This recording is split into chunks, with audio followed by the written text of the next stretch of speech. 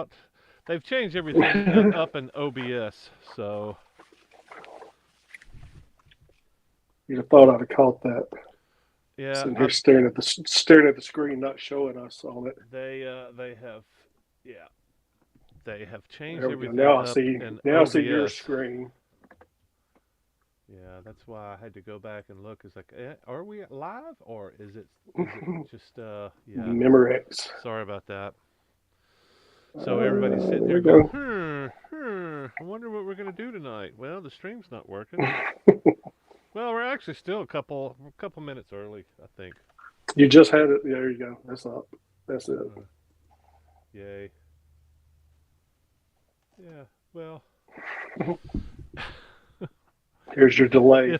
if I just had a producer, where could I possibly find a producer? Oh,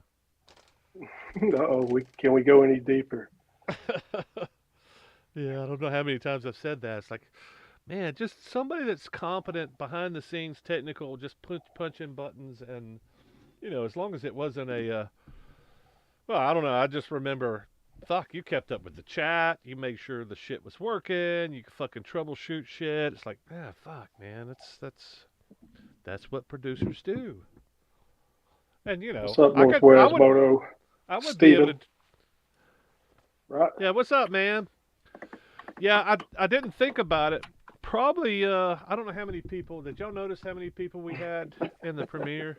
Probably wasn't more than 10, 15 people. So I'm not going to worry about it. But the end screen had all the videos, had links to all the videos that were submitted.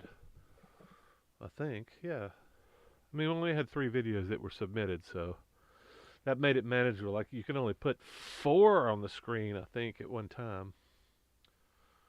Who was 35 and female?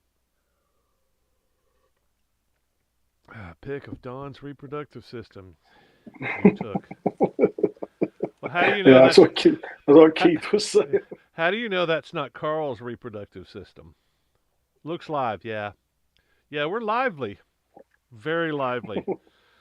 Carl's got yellow Aliveness. fluid, I've got yellow fluid. I've got what have I got? I got Crunch and Munch, man. Dinner of Champions. Northwest Moto, looking forward to those clips. Will you do hammock? I don't Probably know if talking he's about at. Hang Con. He's talking about North. He's talking to Northwest Moto. I don't know if he's. I don't know if he's a camper. I don't remember that coming up. I think he's may just be a dual sport guy. But if you're dual sporting and you're not hanging out in the woods, you got to No, ask I was talking yourself. about Keith. Keith was talking about the hammock. Yeah, he was talking to Northwest Moto, unless I Oh, misunderstood. Oridisser. Don't know what that means, Jim. Yeah, I like the end screen in the video. Thanks for the publicity. Well, that's what I was going to say. You're probably not going to get a lot of traffic on the premiere, but if a couple hundred people watch it, maybe 20 folks will go over and check out your video. I thought it was well done. I thought Carl's was well done too. And, it was short enough. Both of you guys did it short enough to actually maybe put some drama in there. Maybe that's what we should start focusing on in the workshop too, is more drama, not fake. Yeah, not fake drama, just dramatic. Presenting the story more dramatically. I don't know. There's 100 things I want to do. So, how's the audio? Everybody okay with the audio? It looks like everything's popping on the meter, so I guess I'm thinking everything's cool. sounds great to me. Wondering if Northwest Moto does hammock camping. I bet he doesn't. It's Excuse a me, guys. it's a small percentage of campers, Keith, and you should probably know that better than anybody. But I mean, I know it because I typically offend people when I start talking about hammocks because tent campers are very angry people for some reason. I don't know. Dual sport and not camp. What's the point? Oh, that's a good point. I'm glad you're on the same team then. Well, yeah. So the question now is, do you hammock or would you consider hammock camping? Because I've been trying to convert people for over a decade now. Just because, especially in the Northwest, man, you guys got so many trees and probably not that many flat, even spaces. So I have been camping since I was a kid. Just never Hillsboro. filmed much. Well, I can tell you it's a pretty good niche, Stephen. Motorcycle camping. I mean, I'm kind of the master of motorcycle stealth camping. So, well, not just that. I kind of own that space, but I think motorcycle camping is pretty wide open too. So, and I would love to have the competition of motorcycle stealth camping if you want to try it. It's a tough one.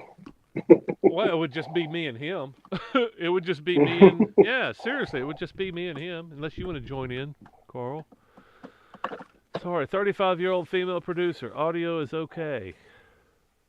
5x5. These are new Jamie. My old man Oh, you're glasses. talking about the glasses. He asked if these were new glasses. I thought you were talking about my readers. Yeah. I forgot about these gigantic glasses on my forehead. Old man glasses. Tent trailer campers have no anger.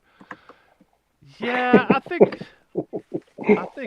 if anybody's pulling a trailer around with tents in it, I think it's like, I mean, it's you have made that's a significant investment. I don't think that you just make that on a whim. And once you've committed, I don't think that there's anything you can do at that point. I think it's kind of like, yeah, I just bought my brand new Ultra, and I'm still making payments. Oh, you brought the wrong bike. Well, no, I didn't. I'm still making payments. I brought the right bike. Okay. Uh, I brought the bike I had. well, I got the bike. I'm paying for the bike, so don't tell me I brought the wrong bike. You're gonna make me angry, man. I own a hammock, Oh, tarp pardon me setup, one moment. underquip. No, oh yeah, cool. Oh, well, you're serious. Well, hell, you probably got to camp with an underquilt year round up there, right? I'm guessing. Scotty have got me interested in stealth camping. I'm gonna give it a shot. You know, I don't know. You're in Washington, Oregon. I can't remember. It seemed like I can't remember where you're at, but I mean, you guys have got a lot of.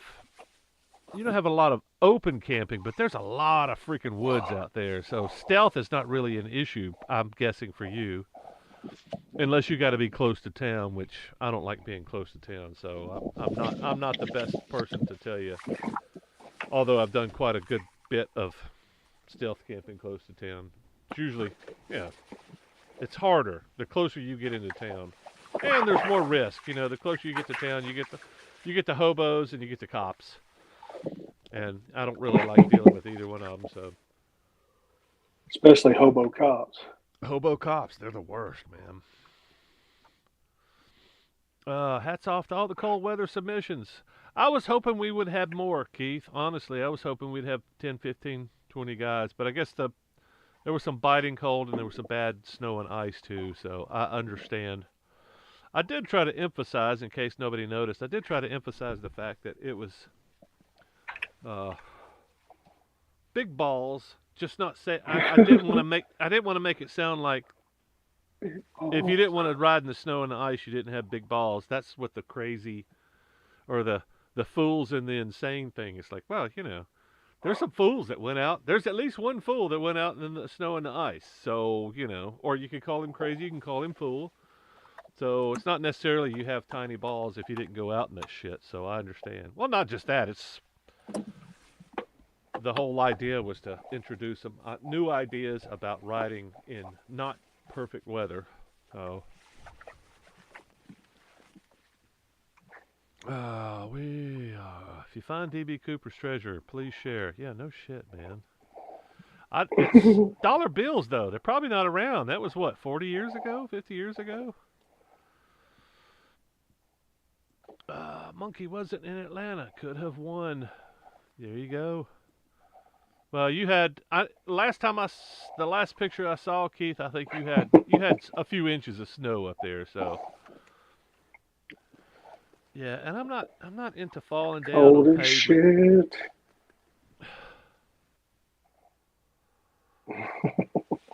Well, so tonight, I think we're just going to talk about riding around. Um, Two of the top three placed guys were me and Carl. So I hate that I'm in the top five. I was really hoping that maybe somebody could get out there under zero, but we got some snow. We got a little snow action. Um, if you caught my video the other day, my ignition switch on both bikes were frozen. So I don't know if that means anything. It just means that I couldn't go anywhere and turn the bike off because I'd have to go in and find somebody with some hot water to be able to turn the damn bike on because it would freeze. It would freeze in minutes. So anyway, that's something I've never really experienced before. I should have pre-planned for that. I probably should have just thrown some stuff over the ignition. I didn't really think about it. I was like, yeah, it's raining, but it'll dry up before it freezes, right? Nope. And what Dude, did we learn today? I was at 8 degrees Fahrenheit. Yeah, you should have got your bike out, man. Or not. No shit. Single digits.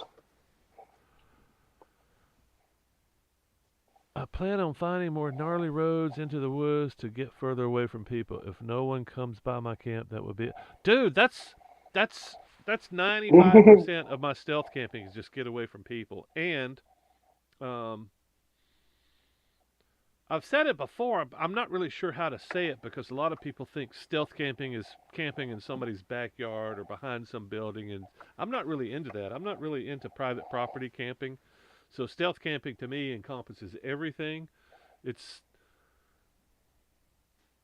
most of the time stealth camping to me is maybe where you shouldn't be camping, but it's almost always a really cool spot. That's what I think my unique spots are. It's a cool spot. It's got a nice view. It's by a lake. You shouldn't be down here maybe. If it's a great spot and you should be, then it's a campground. Number one. And if it's a campground, there's a shit ton of people in there. Number two, so um, yeah, I try to I try to get people to figure out what I'm trying to say because stealth camping means a lot of different things to different people. There's some hardcore stealth campers. If you're not hanging in front of the police department, they're calling bullshit on you, and I'm like, well, I could try that, but I I want to get some sleep. I don't want to have an interaction with police and try to explain. I don't want to get guns pulled on me and flashlights in my eyes at 2 a.m. That's the big thing. It's No. I'm Or any very AM. yeah. Well, I'm PM. very rarely doing anything wrong, but they have a perfect right to go. Hey, you can't sleep here. So it's most of the time I try to do the things away from people and interactions with law enforcement, and I don't want to get shot by a property owner. I don't want to. I don't want those negative interactions. I'm out there to have fun, and ideally it would be by a pristine lake with nobody on it, and a place to burn some firewood and maybe cook some fish. That would be ideal. That would be outstanding. Just you know, those places are hard to find and they're hard to get to. But you got that 300, man. You could get in there. KLR 650 survived 20. Dude, I had my KLR in 7. I rode across Mississippi 7 degrees on a KLR, so I know it will survive. I also kept it in a hotel room the night before, so it was nice and warm starting. But 5 degrees, 35 miles an hour.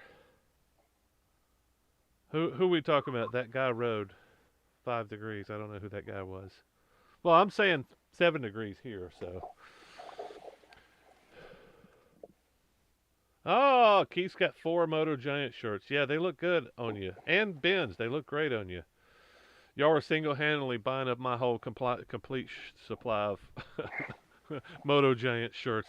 I need to come up with something better than shirts. I want a hat, so maybe I need to come up with some hats or something different. Underwear. Underwear. Well, you gotta Yep. you gotta you gotta represent. It's hard to represent. Dollies. outside the Moto bedroom with giant, Moto giant underwear. goalies. I would like to find like a cheaper supplier. I think the damn t-shirts are crazy. They're like $27 or something like that. Very expensive. And these Well, extra Carl, larges just keep getting tighter and tighter. well, we didn't really talk about much about what we were gonna um, discuss tonight, but maybe just cold weather. What was your big shock at the weather? Was that the coldest you've ridden, Carl, or not? That's the coldest I've ever ridden. Yeah. Okay. I think I'd ridden maybe in the 20s before. Okay. So Yeah, that was yeah, pretty cold. the shock was how quickly a visor fogs over and freezes. So that and every little craze was, I wasn't uncomfortable at all. I mean, I had heated grips, cold weather gear, but yeah, everywhere there was a seam, you could tell after extended riding you would be freezing. 30 Well, minute trip, 40-minute that's what trip I was was gonna fine, ask. Is your round trip was what, under 5 miles? but no, that's probably, I don't know, maybe 25 minutes of riding total. Okay. But you went somewhere shopping and then you came back, so Yeah. you had a chance to warm up. Yeah, I think mine was under 45 minutes. I was probably. No, I didn't warm up. I walked in, grabbed a box of noodles, and left. That was Oh, okay. my sole Well, you had a reason for mission. going there. You had a mission. That was Yeah, good. exactly. Well, yeah, Little that's. porpoise. I have said it many times. I don't like riding in the 30s. I will do it. I'm not going to get on my bike and ride across country in 30-degree weather. I'm just not going to do it because I know it's painful. And somebody kept mentioning hippo hands. I'm not familiar with hippo hands. I've heard the Yeah, term. man. I think it's one of those things that you put on your bars and you stick your hands into them. Is that? It is. Yeah, those big old things. They're super insulated. I think as the magpie flies has those in one of her videos. Right. Well, she lives in Montana, so if she wants to ride in winter, she's probably going to have something a little bit Yeah, stepped up. I bet she doesn't have a whole lot of 50-degree days up there in the winter.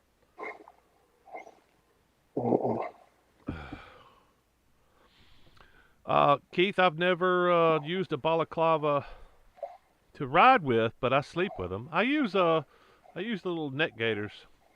Keep the wind from coming over your neck. Because really, I don't really get. It's my fingers and my toes that's the only thing that really gets cold. Because I get the walrus fat. I got pretty good gear. Depending on what bike I'm riding, I got relatively good wind protection. So face shield fogging up in that cold, scary. Yeah. During the Great Reconciliation, did you two hug during lunch? No, we did not hug. Did we need to hug, Carl? I don't feel that was necessary. So you didn't feel like I wish Don would have hugged me? No, Dude, I don't know. Maybe that's what went I'm wrong in the I'm a first place. hugger. Maybe I I'm a just don't hugger give out too. enough hugs. Is that what it is? I think it may be shopping in the wrong department. Guys and hugs, man. If I ain't seen you in 15 years, I might give you a hug. But shit, man. I don't know. Yeah, Depends I on don't who want you to. I don't are. want to hug a dude and then figure out he's got a heart on him. That's kind of like, oh, hey. Yeah. Oh man, I'd be like taking it as a compliment. Be like, Yeah, okay. what's up? I'd be like, I ain't got to be gay, but I appreciate you appreciating me. Yeah, but a hard on. And, it's the one I thing to know. go. I'm just talking It's shit. one thing for a dude to go, I've had this thing for you for quite some time. That would be compliment. That would be a compliment. But the sight of another man is so exciting to you that you get a stiffy. I mean, We've gone off course. yeah. How about that? That's never happened before. Beanies, what's Never. up, Todd? Cold is different depending on where you are. Totally. You are not kidding. Not going riding until ice is gone from the roads in my garage driveway. Totally get it. I did make a big deal. I think the video. I think I made a big deal about some guys got balls. and some guys are just freaking crazy, and some people are fools and some people are crazy. But the whole deal with well, most of the deal was just to get people thinking about riding in winter, and then do like me and Carl did. It's like, where's our holes? That's basically what we did. We went out and rode, and it's like, whoa, it's Yeah. cold. And I've known my holes. My holes have always been fingertips and toes, so I don't know how to fix those. If you have hippo Heated heads, gloves, heated socks. heated socks. Right. I mean, Well, that would be another investment. If I said, man, I really love riding in winter, and I want to do the cross country thing, I would probably have to spring for some heated gloves and some heated socks. I don't really know any other way around it. right. Yeah. Neck gaiters are wonderful. Man. Yeah. Yeah. I used a bandana the other day, and it was inadequate. Yeah. Yeah, there was definitely even with my cold gear zipped up as far as it goes. My weak beard, the bandana did not fill in that gap. Right. Neck gaiters are wonderful. Yes, yes, they Great, are. great reconciliation. Did someone buy the lunch for the other? Yeah, Carl bought me lunch. Thanks, Carl. That was delicious. Wings and beer. Love wings. I do one arm back slap biker hugs. Yeah, Brian's one arm. lying. So, Brian does full on lip hugs. Brian is lying. Just be glad we still get stiffies. Yeah, hey man, I guess I should be flattered. I guess I should be flattered. It's just rubbing up on a man with your stiffy. If he's if he's not if he doesn't go your direction, I don't know. Just kind of like, yeah. How about fist bump? If you know a guy's straight and you're attracted to him and you get a stiffy every time you see him, just how about a fist bump? And maybe that's the I thing. It's thought like maybe you just bumped heads. Boop, just the tips. Boop. just the It's like, tip. Sword fight.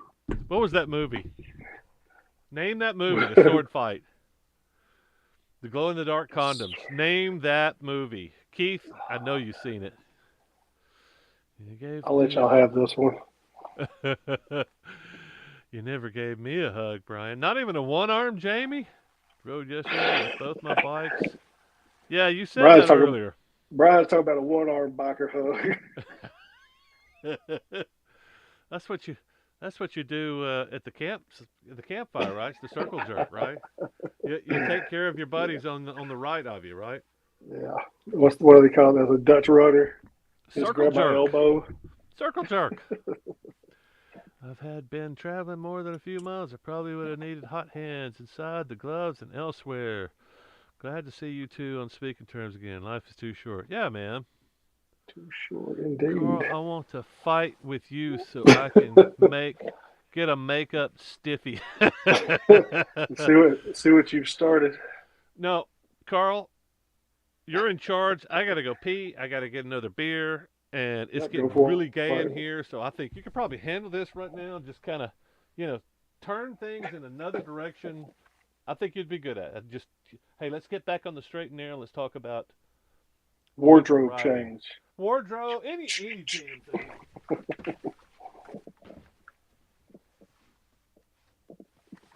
All right. So how about that warm weather riding we got coming up in the next couple months?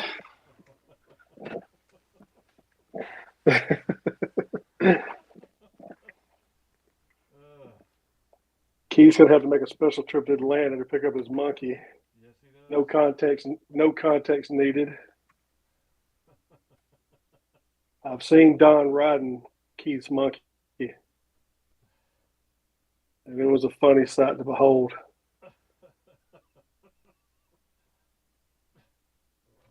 I almost feel like you rode a wheelie on that monkey. Oh, I did. Okay, I thought so. I totally got air on that monkey, and it's easy too with my big fat ass on there. It's not a regular monkey; it's a highly modified monkey. I could probably get a regular monkey up too and just take more work. But yeah, I've got an intro. I need to bring that intro back because it's real short and sweet and ridiculous. I'm doing this and going, "Wah!" And I Yeah, think that's it. it's not even the exhaust note coming off the Monkey. It's like a Ducati I put in there. All right, I gotta get out of this fitted shirt. This athletic cut. You sure did look cute in it.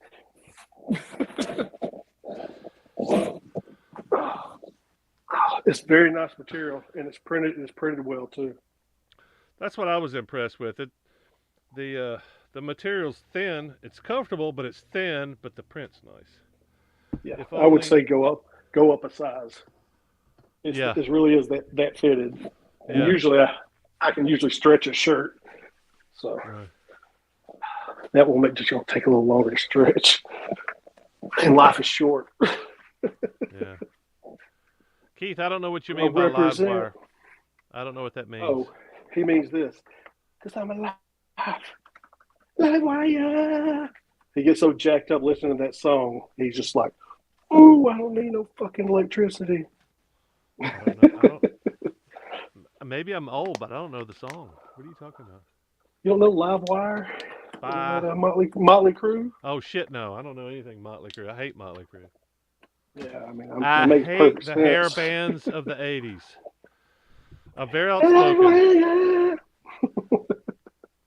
I mean, they actually got some decent. Most of the bands have some decent music, but it's Oh yeah, for sure. it's hair bands. They're usually very Oh, hollow. Live Wire is heated biker clothing. Oh yeah, okay. I feel like somebody just won some of that or bought some of that. Who was it? Somebody on here? It was Keith- 67 Keith up here Bought yesterday, some. but cold in the valley. Cold in the valley. By cold, you mean you had to put on a sweater, Brian? Within a week here in Lexington, it will have gone from -3 to 65. Yeah, it's going to be nice. In fact, it's going to be nice today or tomorrow. Yeah, I'm back in the bus. I thawed out my bus this morning. I'm like, yeah, baby. Within a week, he rode the Monkey with the kickstand down. Who are we talking about? Oh, I rode the Monkey with a kickstand down? I don't remember that. I just remember it was fun. It's just scooting. At least I Screaming stayed at on you. the road. Rain and 45 degrees here for the next 4 months. Well, that's not bad. 45 degrees, seriously, it's not Do bad. it, Brian. I don't think the rain goes with 45 degrees, but 45 degrees I'd be okay with that. I mean, I'd rather have that than 30 degrees and rain. Damn, where's... Me, Z was screaming at dawn. What was she screaming, Keith? The Monkey looks like fun. Dude, it is a total blast. Man, If you haven't Yeah. ridden a small bore bike, I'm bored out. no, Small bike. no. Hear me out. Hear me out on this one, and tell me what you think. If you're afraid to ride a small bore bike, you may be gay. I'm just saying it. You may be gay if you're thinking about what people think about you, and you got to have the big, 3,000 cc whatever loud contraption that you want to ride. If you're too proud to ride a small bore bike, you may be gay. I think that's a video. I think I'm gonna make that video. Here's some signs that you may be gay. You're too afraid to ride a scooter or a small bore bike or anything that is less manly than the bike that you ride. It's smaller than the bike you ride, really, and you're afraid to ride it. You may be gay. You're not secure in your manhood. I think I said that the other day. You're not secure in your manhood. And you're never going to have fun, ever. That's right. It's not the size of your bore, it's how you use it. Right? I'm going to blast Motley Crue and ride next to you. I can't wait. I can't wait. KLR Stater will not likely keep any heated gear going and work myself up. Yeah, I'd be worried about the Stater too. V-Strom, maybe. It's not that cold, but everything is wet. I just need better rain gear. Yeah. Yeah. What is it? Man, there's a There's a great- love song in that. What's that? What you just said. I don't know what I just said. Said something about it's cold. Oh yeah, there it is. It's not that cold, but everything's wet. And then you just turn and look at your girl. It's not the size of your bore, it's how you use it. Anyone else want to ask more questions about the Great Reconciliation? Do you think that that's something interesting, Carl? Is that Keith something? does.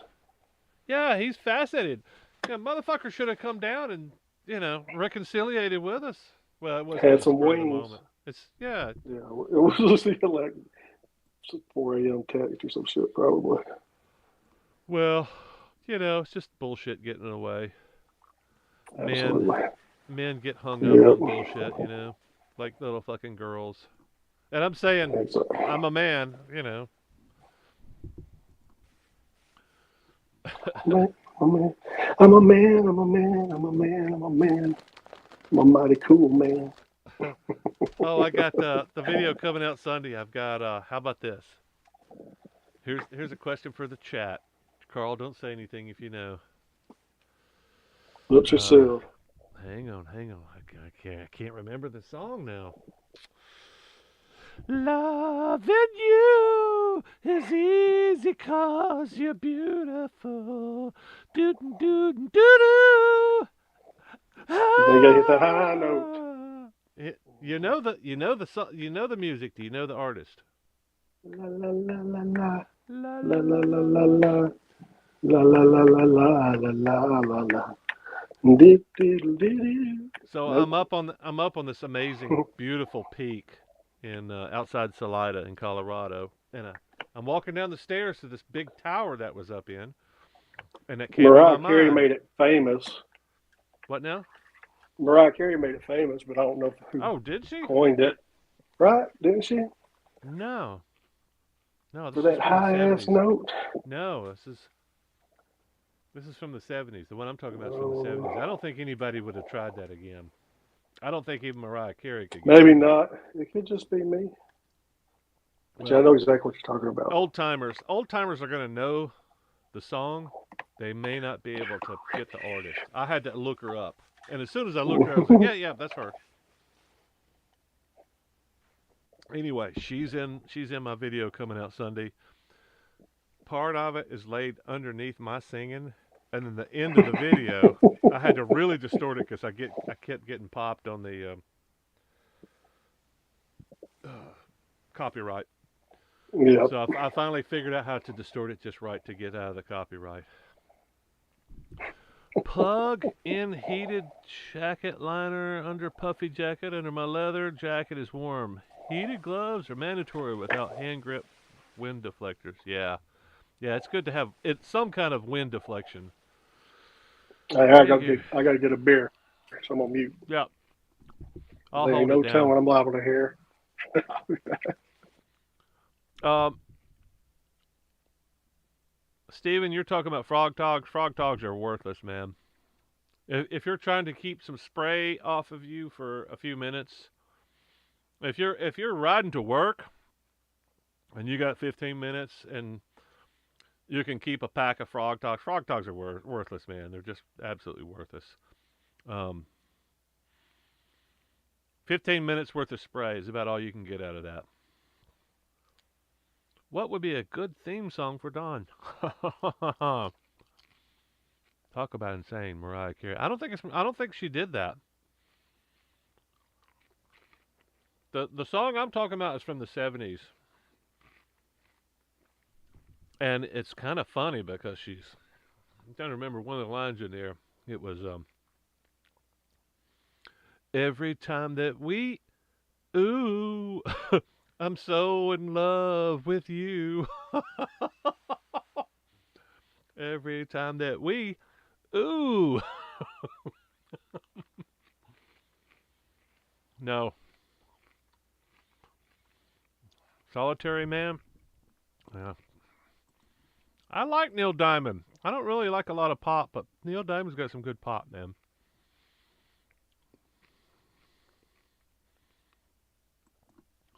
Todd, what's the longest you have ridden in Frog Togs? Be honest. Be honest. The longest you have ridden in the rain with Frog Togs. That's where he's going to break down. Is the well, I rode at least 15 minutes. Yeah, like, it's that's the limit. About 15 minutes. And it's good for spray. If it's pouring down rain, you're just going to get soaked. Just kind of a joke. Minnie Ripperton, you won. That was No. I believe that was her only big hit too. Here's some trivia. I looked her up because I was like, what happened to Minnie Ripperton? Was that she just wasn't a songwriter? She could sing. She could hit the notes. Beautiful black lady. And I looked her up. It's like, wow, what happened? She died like 2 years after that, breast cancer. What? Oh, here's another piece of trivia. Guess who her daughter is? Nobody's going to get this one at all. Her daughter is a very well-known TV personality, Minnie Ripperton. Ripperton.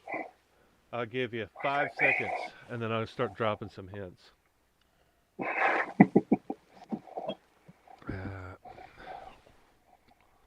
I live and ride in the rainforest. Yeah, you need some good gear, Steven. Invest, man. I would say plan on spending $600-800 on some good rain gear or rain gear / riding gear. I think you could probably get one good, so a good jacket, some good pants that are very rain resistant. But the problem is when it gets hot, good deflective rain gear gets kind of hot, so you start melting from the inside instead of the out. Waterproof liners, exterior layer gets soaking wet, and I get cold several hours in. Yeah, I'm lucky. I've been able to collect some good rain gear over the years. But I just like had a some wet really crotch. good. Well, I had some really good touring boots that were 3/4 up to my knees. I had to abandon them in Moab because I couldn't get them on my feet. They gotten wet for 2 weeks, so they were very well saturated. I got to Moab, they dried out, and they shrunk up, and I couldn't put them back on my feet. I love those boots, and I missed them, but I'm not going to carry them around. They were starting to shrink up anyway, but when I hit Moab, I was like, there ain't no way. If I got it on my feet, if I got it on my feet, I would have to cut them off. So, like, that's the end. It was so sad. And they were 14s too, but they shrunk up to like 13s. All right, so here's the trivia. Minnie Ripperton died like that song I'm talking about, it's like 1973. She was dead in 75 or 76, but she had a daughter, and her daughter was Maya Rudolph from Saturday Night Live fame. Kind of interesting. Gore-Tex. Gore-Tex is Gore-Tex breathes really well. That's the claim to fame with Gore-Tex. And there's some other rip-offs, a little cheaper than Gore-Tex. But I would say a good waterproof layer with zip-ups, zipping pockets. So if you run into, oh man, the rain's gone and the sun is They'll out. last you about 20 miles. Sorry, Don. Yeah, well, the sun's back out and it's not raining anymore. Have something where you can, unzip. I've got most of my jackets have got something right here, something in the sleeves, something in the back. And if you can do that, just open the vents and get some airflow, you'll be fine. $25 Fishman rain gear, very thin t-shirt. Man, I don't know. Cold and wet, I don't know if I'd count on $25 anything. And that's fine. I mean, you're a cross-country guy, but man, I don't know. I usually don't skimp on gear, man. I put down the money because it's just like camping stuff. You You can skimp on some stuff, but some stuff is like, this is life and death sometimes. Or it's the difference between, okay, Oh, here's a good tip for you. You're riding across surviving and country. thriving. You're riding across country, and your $25 Walmart shit rips as almost all the, what do you call it, vinyl? The vinyl suits, the vinyl crap is crap. And if the sun comes out, you got no alternative. You're going to be soaked on the inside because you're going to be sweating. You can't breathe. So you saved a few $100s on your $25 rain gear. It rips. You're freezing to death on your way back. Let's just say you're 2 states away. You can't make it because you're freezing to death. You're soaking wet. How much is that hotel going to cost you? What I'm trying to tell you is 2 or 3 hotel stays is going to be worth the price of the outfit. So, or at least a good jacket. The jacket's the critical thing. You might be able to do something with some Frog Togs.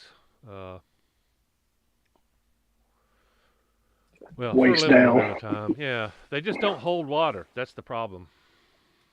Walmart every 20 miles. Same get them. Walmart. Yeah. Yeah, that's what I was saying because it'll last you 20 miles. Well, Todd, there's nothing wrong with Frog Togs except they're like $100 now, aren't they? $100 for a suit? That's ridiculous. There's nothing to it. It's basically insulation for your house with a zipper. It's just insane what they're asking for them. They used to be cool. The best thing about them is you can keep them on your bike. They squish down to nothing. But I've got backup rain gear on my bike that squishes down to nothing too, and it's really good. And good gear is not cheap. It's not. And I'm a cheap bastard too, so it's I identify. It's not like I'm saying, okay, go get a second mortgage on your house so you can go buy gear. It's like, yeah, maybe just don't stop making payments on that brand new motorcycle. There's a thought.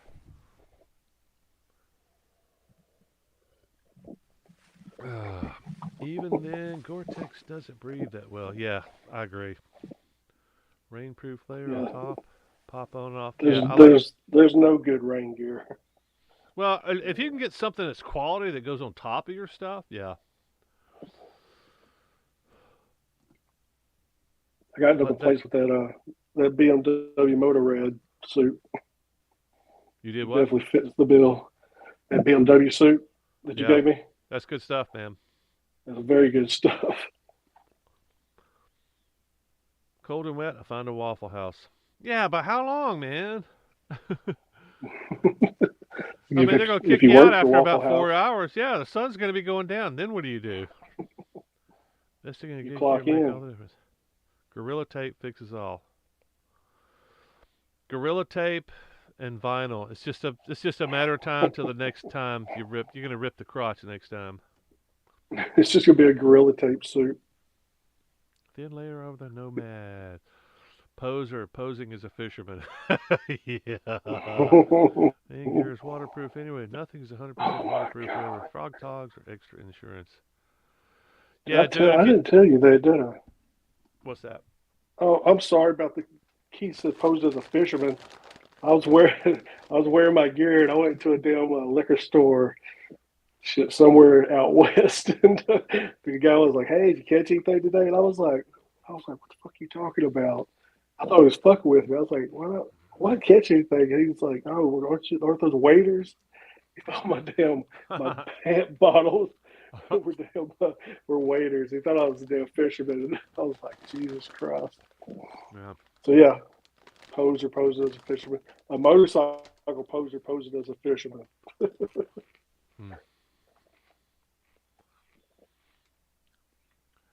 What am I? Main gear.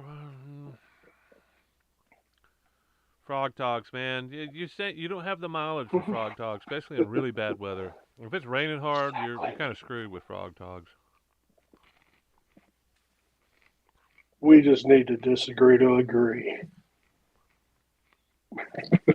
Well, I have a lot of experience with Frog Togs. I was the first test group. Ooh, Frog Togs, they solve all my problems. I don't have to carry big, heavy, rubberized rain gear. Yep.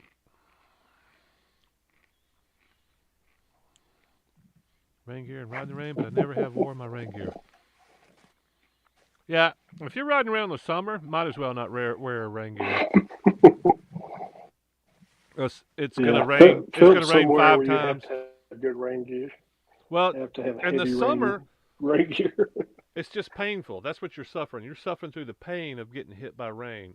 You might get a little chilled, but unless there's it's a front coming through, it's a typical summer day here. It's gonna rain on you. If you're riding far enough, you might get rained on 4 or 5 times. So you can get rained on and have really good gear and be all zipped up and then as soon as you get out of the clouds, you're gonna be sweating from the inside out, and the only thing you do, you're gonna have to stop and unzip, take your gear off, do something. So it's kind of pointless here in the south. But if it's cold and rainy, I mean it's hot. It's kind of hypothermia. So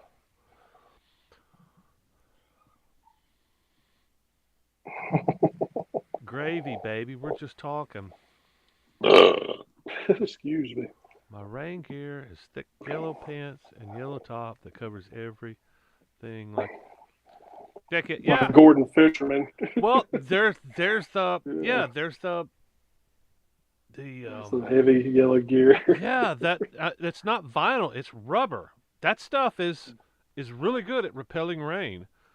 Um, the problem is you're gonna have to take it off when it stops raining, right? That's the downside. They make some really good all-purpose, all-weather rain stuff, but it's really thick, it's really heavy. It's got to be rubberized or it's not gonna last. I've had enough vinyl stuff.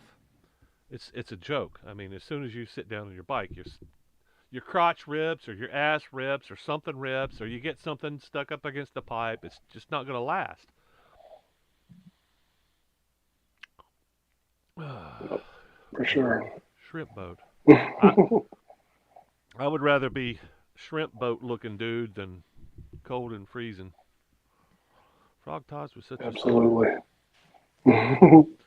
Well, most people that wear frog togs wear them for a very short period of time. You can't do cross country in the rain in them. It just will not work. So there's nothing touchy about it. It's just there's the truth, and then there's the people that have ridden through a few miles of rain with the frog togs. That's the difference. And yeah, you can't carry everything. That's for damn sure. well, it's good in a pinch, but it's not a solution. If you're going to work, you probably need to throw some frog togs on your bike, just if you can. A lot of times you can put frog togs up under your seat; they press down so much. Might use his war bonnet tarp for rain gear because he loves it so much. I have 2 war bonnet tarps, brother. That's how much I love them. And I have done that. I've been out and there's weather coming in. I'm getting soaking wet. I don't have the right gear on. I stop and pull out the tarp and sit there and wait till the damn rain passes. It's lovely. It's fantastic. Yeah, that's what I was saying earlier, Todd. If you get hot in the summer, yeah. I mean, in the summer I'm usually riding with mesh gear, so yeah, I'm not going to be too worried unless it's a big front coming through, and then if I'm 3 or 4 hours from home, it's going to be 55 degrees and I'm soaking wet. That's not cool. Scotty don't ride in the rain. Sorry. Yes. No, yeah. My war bonnet tarps rock. That's true. They're great tarps. Can't carry everything on a bike. You have to make sacrifices somewhere. Yeah, but again, Todd, if you're talking about getting stuck in a storm, yeah, that's probably the best solution is having something to carry on your bike, because you can't carry the 20 pounds of yellow fisherman stuff on every bike, But you really don't need it if it's a 15-minute storm you're riding through. But yeah, choices. It's tough, man. Especially when you're going across country. You got to make some big decisions there. So it's usually take the very minimum that you need. But you got to go over passes. If you're going over the Rockies, you have to go over passes. Just get wet. Scooter Trip Scotty don't even have rain gear. Yeah, Scooter Trip Scotty makes real choices about where he goes. You don't see a lot of Scotty up in Montana and Idaho and Wyoming. From what I recall, I just don't remember him up there. Anybody want to refresh my memory? South Dakota. That's about as far north as I've seen him. Doesn't go to Canada. I've never seen him in Canada. I haven't watched all his videos. I don't think he has a passport. I don't know, maybe. Polypropylene. I guess you'd have to get into. You'd have to get into Mexico, wouldn't you? What's that? That's you'd have to have a passport to get to Mexico. Last time I went in, I didn't. But you have to have one to get in Canada. Oh, Yeah, they won't let you in without one in Canada. exactly. Poly. I think it's his. It may be his vaccine status then. Isn't that a requirement? And his tin hat. They see him rolling in with a tin hat, and they're like, "Hey." Although his last video, Yeah. let's talk about Scotty. Who all watched his last video? Who was I talking to about that? Was that you, Carl, or was that Keith? I think it was Keith. It was me. His last video was the best video he's ever made, and it's the mildest he's been. He went kind of. It wasn't a tirade. He kind of went off on the censorship and all that stuff, and I do the stuff, and I'll give you all this stuff. But he was very mild with it. He didn't seem real tin hatty. So he was more like, well, here's the way things are, and just so it was the best video he's ever made. His camera work was good. His audio was good. It was a good story. It flowed really nice. I think somebody's helping him, or he's just made so much progress since the last time I saw him. And I think Keith said the same thing. Brian would know. Scooter Garrett is back in Wyoming. Last time I saw, but I'm not following him on Instagram. I just look at the map. Yeah, he's on Instagram.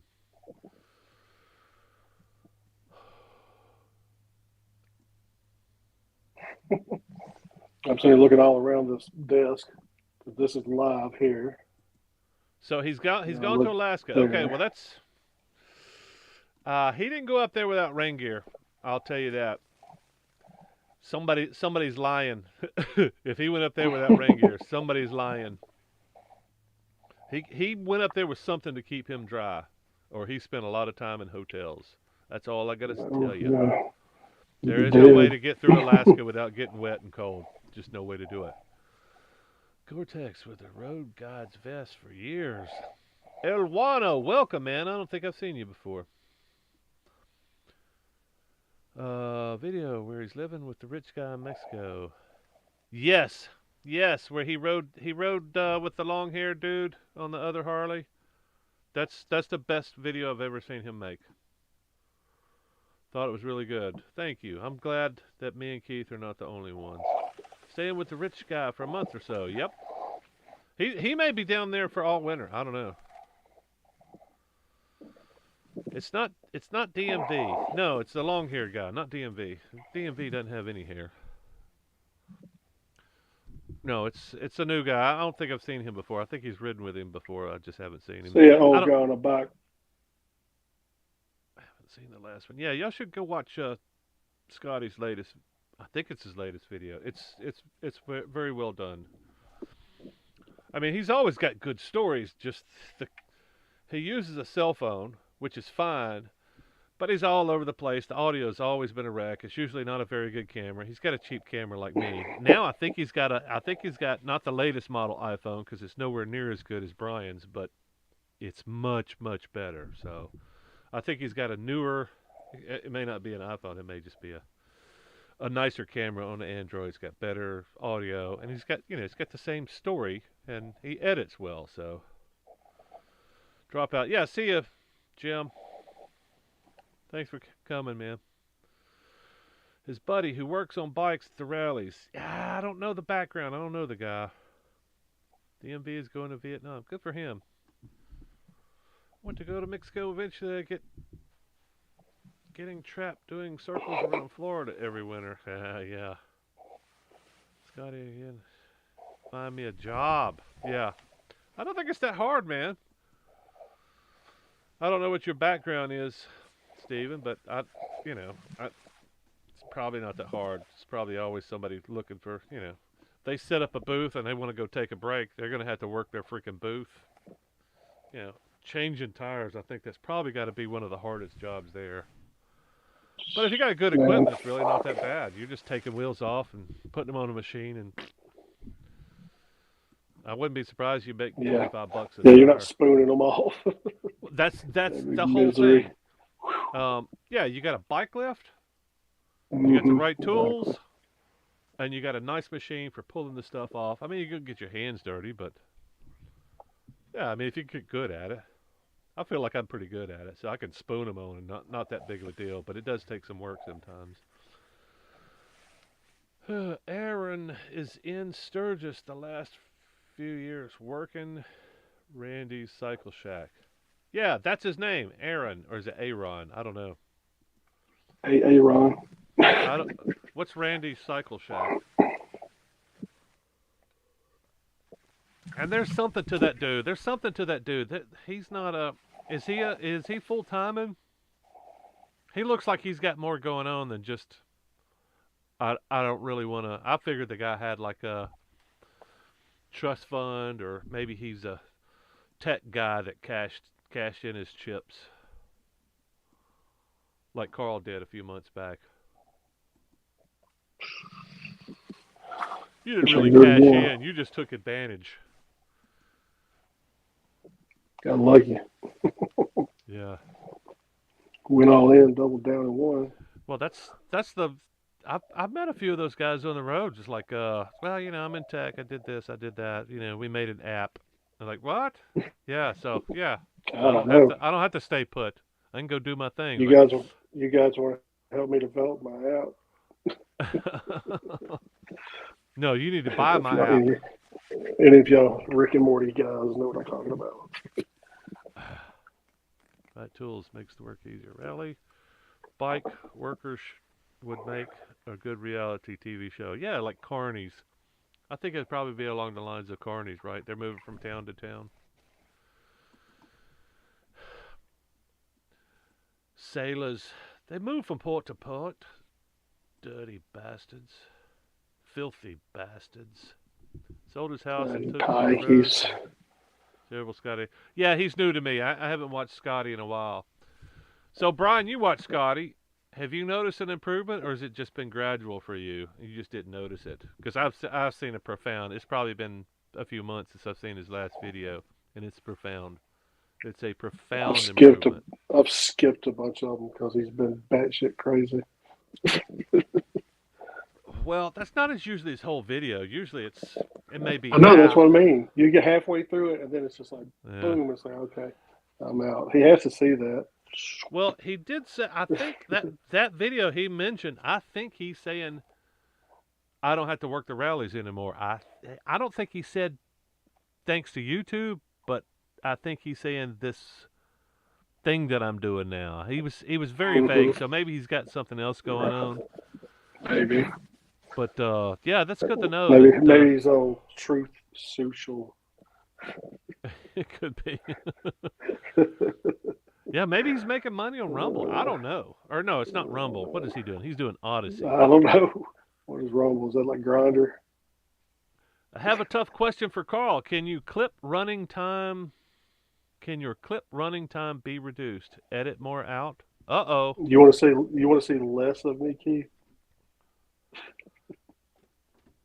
If on the Maverick videos, I left a little bit of the extended running time just for people who are trying to get a feel for the track, but also because I'm fucking sick of editing. So yeah, in the future, I'll probably have my clips more editable down to 8 minutes instead of 30. Well, that's funny. That came up. Todd, I didn't say that. Todd and I were talking about that earlier. He's a big fan of shit about my videos. One place camping. And I know a lot of the people are. I just don't know if I could pull that off. I don't know that I could pull a video off for 45 minutes and people watch it. That's kind of what I was telling Todd today. Is Oof, I would no, I like to do it. couldn't. No. I would like to just make a video where I don't really cut anything. I just don't think I could pull it off. I think it would bore me.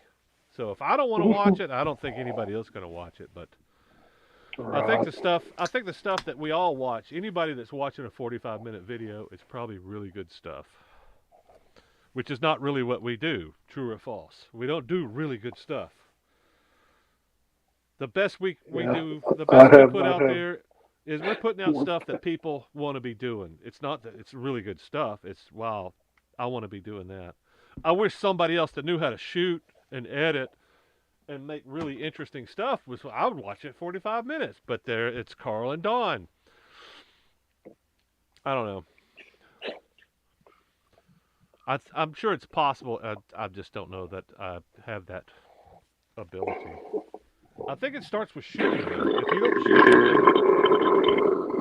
anything, whatever you're shooting, if it's not a miracle, you can't edit into a miracle, right? That's what I keep going back to the same thing. You got to get the shot. If the shot that you get is crap, you're just going to have edited crap, right? God, At least that's the way it always turns out on mine. Yeah.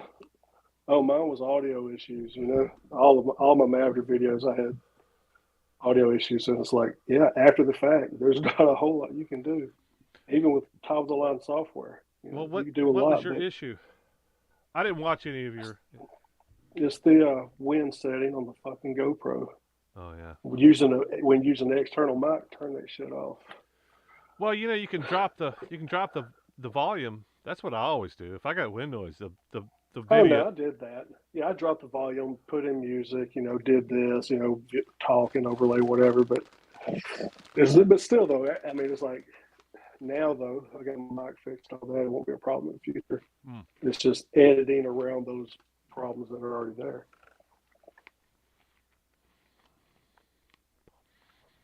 One world tyrannical government. Yeah. I don't think we're going to talk about that, Brian. I got to catch up on chats here. Go ahead, Carl. Say what you got to say, man. Oh, just Brian. Brian said you should talk about what you think of a one world tyrannical government. And I said, no, we shouldn't talk about that.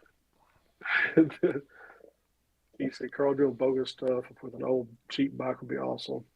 So your narrative would be terrific. The Brian said, Spanish is gross.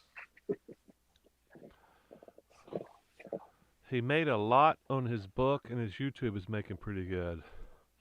Man, is Yeah, he you getting talking about thousands Scotty? of views? Because that's really, you got to get thousands of views on every video to make any money.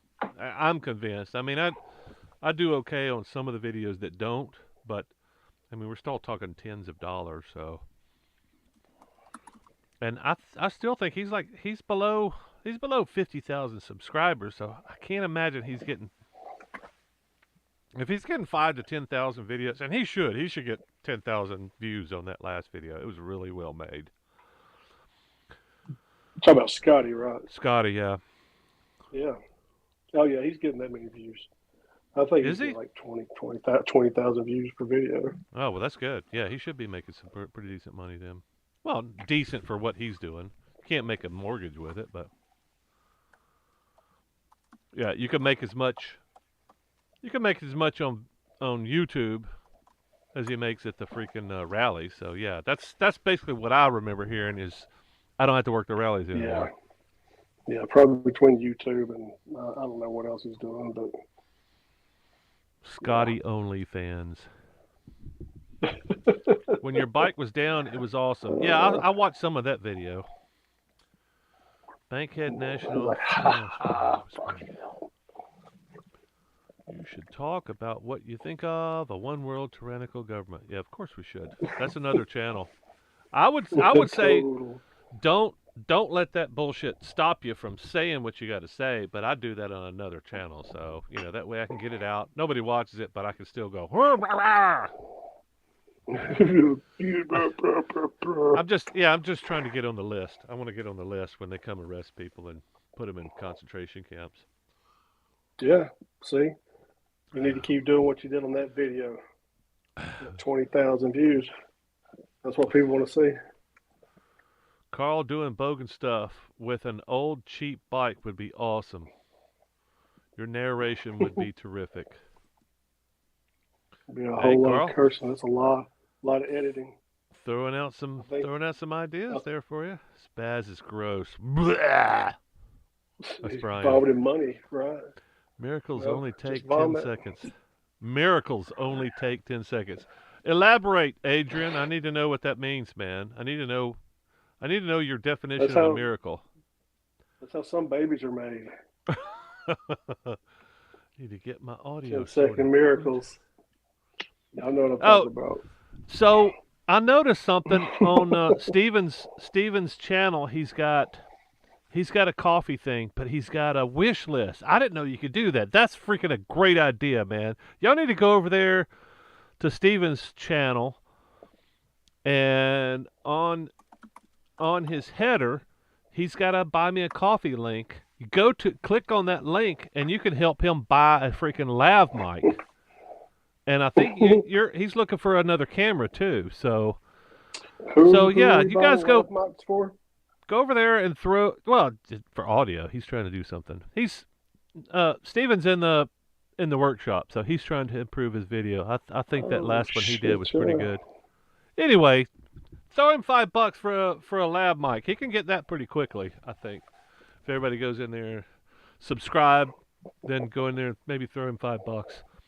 He's a young man on a badass dual sport that he's modifying heavily and having some good times out there. So if y'all want to go over there and throw him some love, that would be awesome. I mean, lab mics are pretty cheap, man. He's not asking for, studio quality equipment. Oh, that's right, Don. Gary have tigers. Twinksters. Donation link too. Yeah, either. Well, money's money. He can spend it on what he wants to, but Cocaine great. hookers, I hope. Rough country riding. I'd be upset otherwise. Hey, I will ride your bike across country. That's what I would like to ride your bike across country. I have actually thought about fly and ride. Oh, you got a motorcycle on the West Coast that you need it ridden home, and it'd be cheaper to pay me to ride it home, so I could put gas in it, and buy my food, buy my flight, How'd your kids? buy How'd my your gas. wife? Yeah, buy my gas, buy my food, buy my flight, or get me out there, whatever that means. Get me out there. I will ride your motorcycle back, however you want me to ride it. Don and I are too old to lift bikes and avoid being hurt. Carl could survive. Yeah, Carl's getting old too, man. I said I'm 49 and a half. Like I said, getting old. Yes. Just letting the Look, I got people know what I old need. itchy old man skin. Stephen, I think that's a great idea. I was telling people I need coffee, beer, and gas and tires. I don't care what you buy. It's going to go in whatever the hell I needed. But if you say, man, I need a lavalier mic. I want to make better videos. Who's gonna balk at that? I've probably had a lot of people go, dude, that dude drinks way too much beer. I'm not joining in on that chaos. I've seen what happens to him when he drinks beer. My subscriber count goes down after these. 45 minutes Son to of a watch. bitch. 45 minutes to watch. I think whoever makes a 45-minute video and has 50+% retention, I think that's a miracle. I think you're doing something miraculous in front of the camera.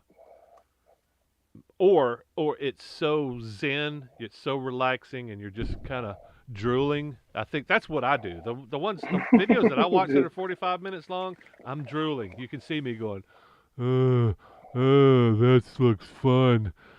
Somebody could walk in and go, what are you watching? I'm watching the guy build a shelter. He's fishing. He's doing whatever. That's the kind of stuff. I don't watch 45. It's a giant barge. I do not watch full of 45-minute unloaded. videos on riding. I don't do it. So nice. Stupid phone. Yeah. Scotty is such a Happy downer, birthday, nobody. dude. Philip, I challenge you to go watch his last video. He's riding through the freaking canyons with the hippie dude, the long haired dude. They're two. Go back and watch that. I think you would be shocked. Yeah, no problem, Steven. Bring someone along to get some footage and make fun of you, dude. I think, dude, if you could replicate Bogan and David Perry, I don't know how to do it without copying it.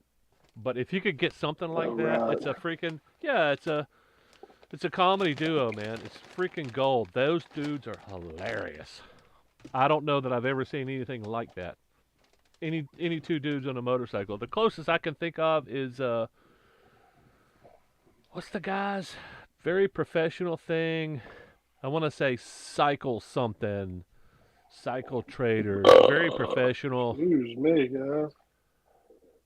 Anybody know who I'm talking about? It's they're I think they're both writers. I think it's Cycle Magazine, some kind of I can't remember what the hell. They ride small bore bikes all over the place and other stuff. Fly and ride will be sweet. Offering great comedy stuff. 61 today. Yes. Happy birthday, Nomad. Thanks, dudes. Happy birthday. Have a drink. 30 minutes is too long. My best video is how to repair a zero gravity chair. 10 minutes. Yeah, the how-to stuff is hard to make short. You wanna say just the right things and no more, and then you got to cut like 90% of it. Net worth of Scooter Tramp Scotty. Dude, I don't know where you're getting all this financial shit from, but I'm calling bullshit. Ari Henning and yeah, Ari Henning is one of them. I don't know the other guy. I don't know if that's right, but Ari, yeah, that's him. They do really good videos, and they're a pretty good comedy duo. But it's kind of it's overproduced, so you don't really know if that's really them. Well, same with Bogan and Perry, but at least they're funny. Ari and the other dude, yeah, it's probably a couple of producers going in there writing shit for him. Okay, now Ari, you do this. Now Zach, you do this. It's still entertaining. It's good. It's well done. Honda trail bikes, you saw it. There's not a whole lot of just fantastic content, motorcycle content on YouTube. That is why Motortrack does so well. Fort9 does so well. It's just really over-the-top production, really punchy, really good to the point stuff. I don't really know how to make stuff like that. I've made a few videos that were very highly produced, but it's just so much work. I think I've got this many highly produced videos. Besides the funny stuff, all the funny stuff typically is pretty. A lot of production goes into that, but it's funny stuff. They never do well. I did one little short, funny clip, and it took the longest that I've ever taken on one little short clip like that. Talking about the one in Colorado. No, that was good. No, this was the short I just did recently. It's just one I was like walking in the room. I'm like, hey man, it's like, hey, it's just me talking to myself, but it's like you don't realize how much shit, how much editing goes into all that. You do a little short clip, Well, if you get good at shorts, you can do them on the fly. You realize it's like, no, that sucked. Let me do it again. No, that sucked. Let me do it again. No, that sucked. And then, the 10th, 12th take, you're still under 10 minutes. You don't do any editing. You just go clip, hit record, blah, blah, blah, blah, blah, blah, blah, blah, blah, blah, blah, blah. And I don't know. I'm just getting so fast and efficient at doing shorts, especially if you do enough. It's like, I think everybody should be doing shorts, y'all. I don't think you should be doing anything on TikTok, but I really think that shorts is the way to grow your channel. Short term. We'll see. Yeah. I would say do one a week. I would say do one a week. I died. Best video title. I died. You died? Yeah, I didn't die. Arizona I've got, Desert Dog died.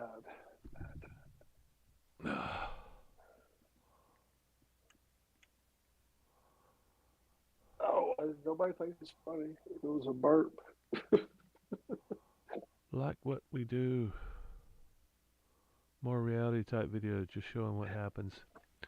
Well, there may not be a big audience for that. I think that may be the problem. Is there's not a huge audience for that. Maybe the big audience is the production stuff. You know, the planning your shit for a week.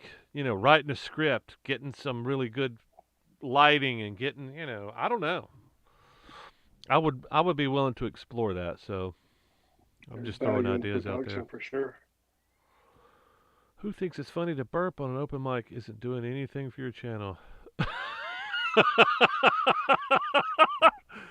I think Richard's calling you out, bro. How about Hey, it man, is it is what it is.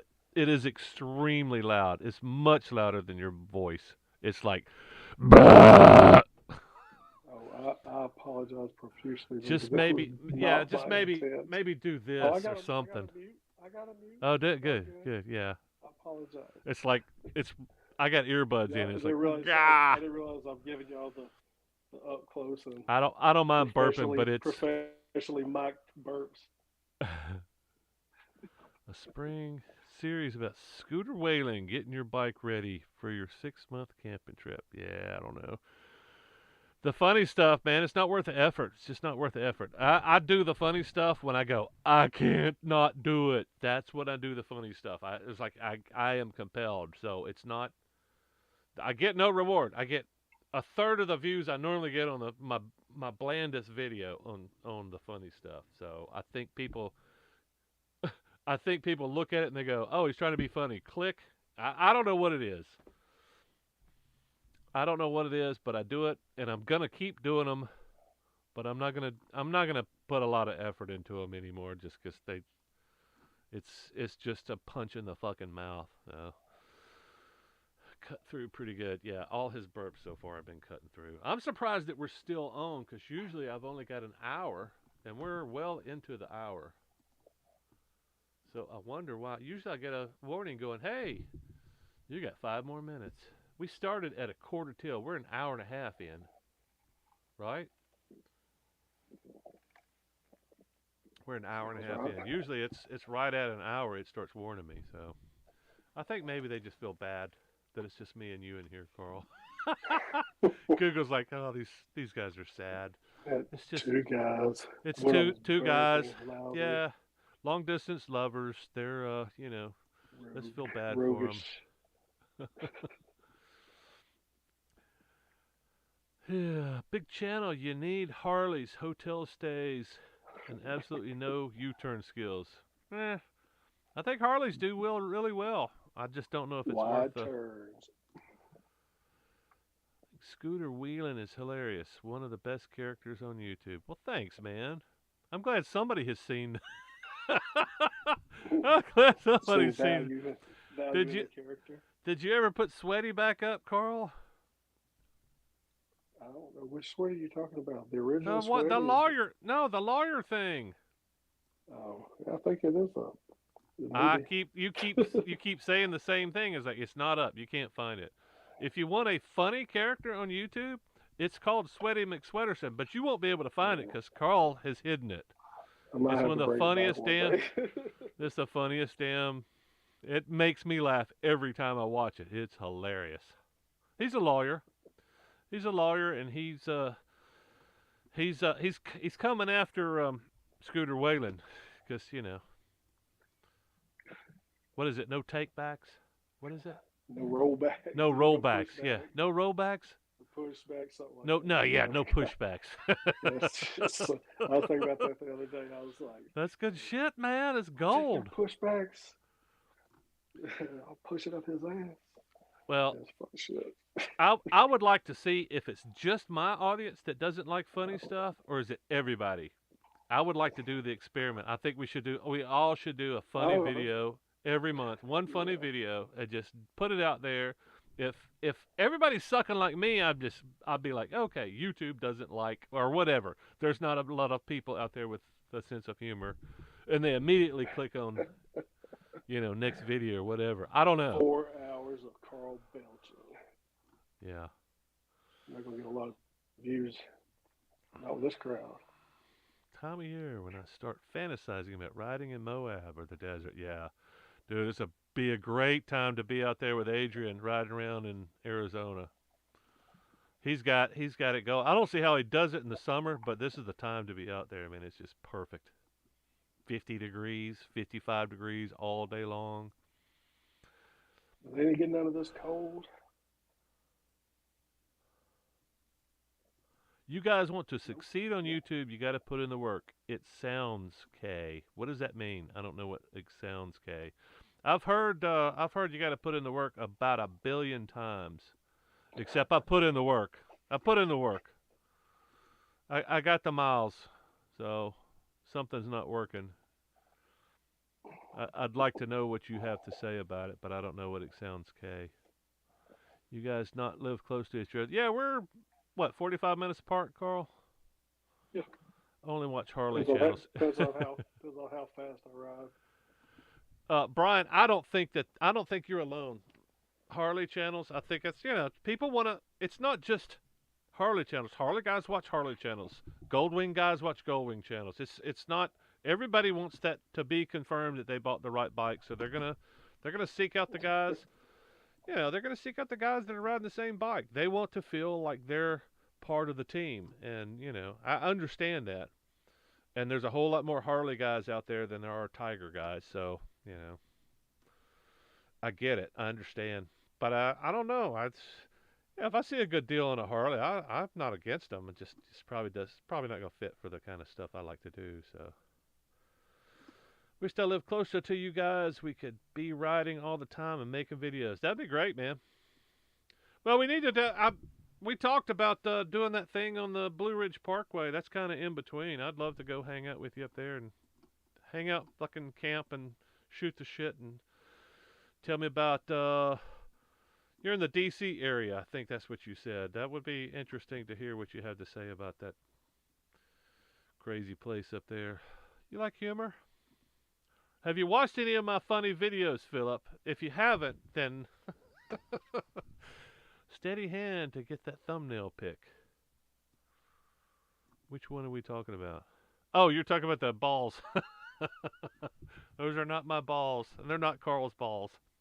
Funny stuff is difficult. Even movies, they are the hardest to make. Yeah, but the problem is, there's almost nothing funny. Motorcycle stuff, there's almost nothing out there. I'm thinking humor, not people being funny in front of the camera. Humor. I'm thinking, man, I can count them on one hand. The one that steps out, comes to mind is Fort Nine. He does some funny stuff on his stuff. But he doesn't do any videos, as far as I know, that are just humor. There's humorous stuff in his videos, which, hell, I do funny stuff in the videos. But just the whole video is a gag. I can't think of 5. But my favorite, I don't know if any of y'all have seen that, my favorite video, motorcycle video of all time, it's a musical, and it's a classic, and it's 2 dudes on a motorcycle.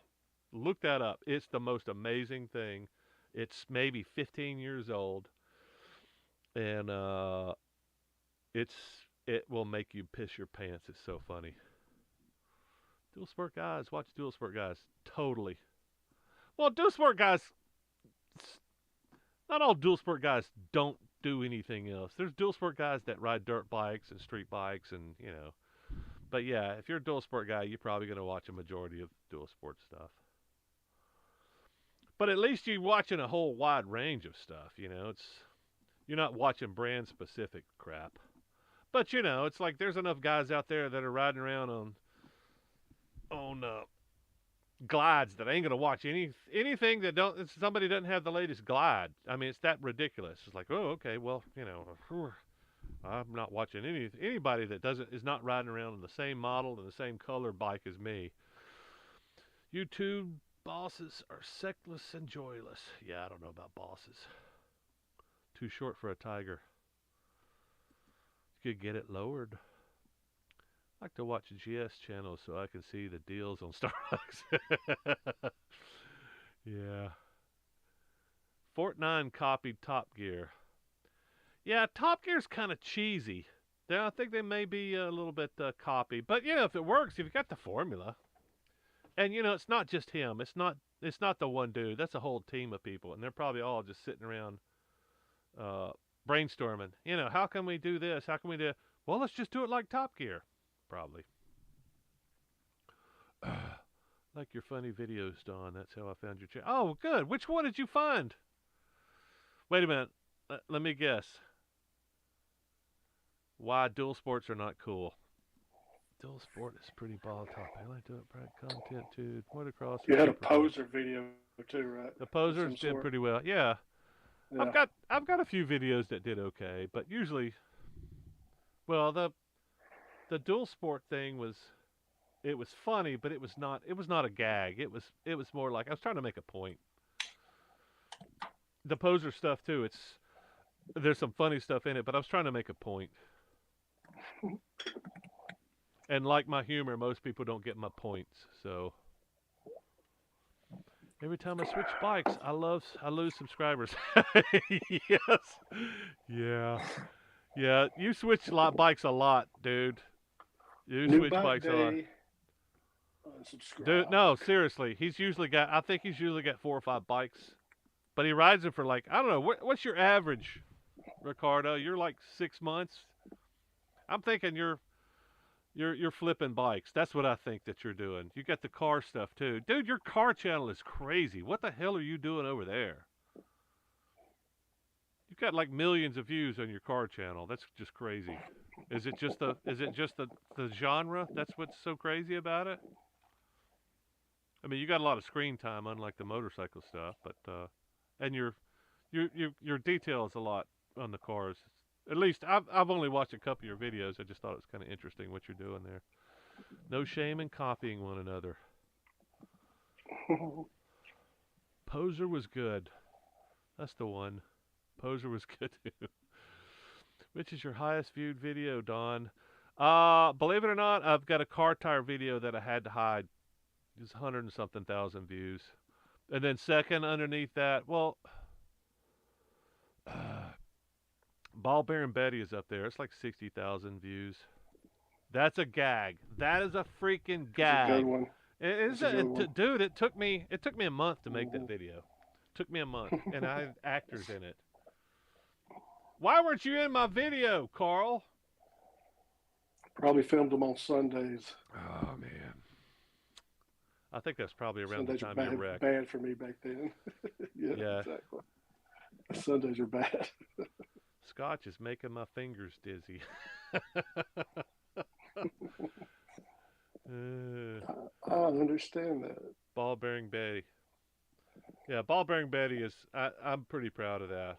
But I like the Tesla Autopilot too, and nobody watched that. So, but Ball Bearing Betty did not catch for 5 freaking years. Nobody watched it for 5 years, and then it became a classic. So, yeah, maybe the same thing with Tesla Autopilot. Tesla Autopilot took me a week to make that, and it's that shit was funny. I thought it was hilarious. 6 minutes, 8 minutes. It's a very short video. Dark on the Road lost me when he started switching bikes every 3 or 4 months. Why, Todd? Why did you lose interest? Did you start with the bike that he was riding? I doubt it. And Keith says the same thing. He left Dark on the Road because he's.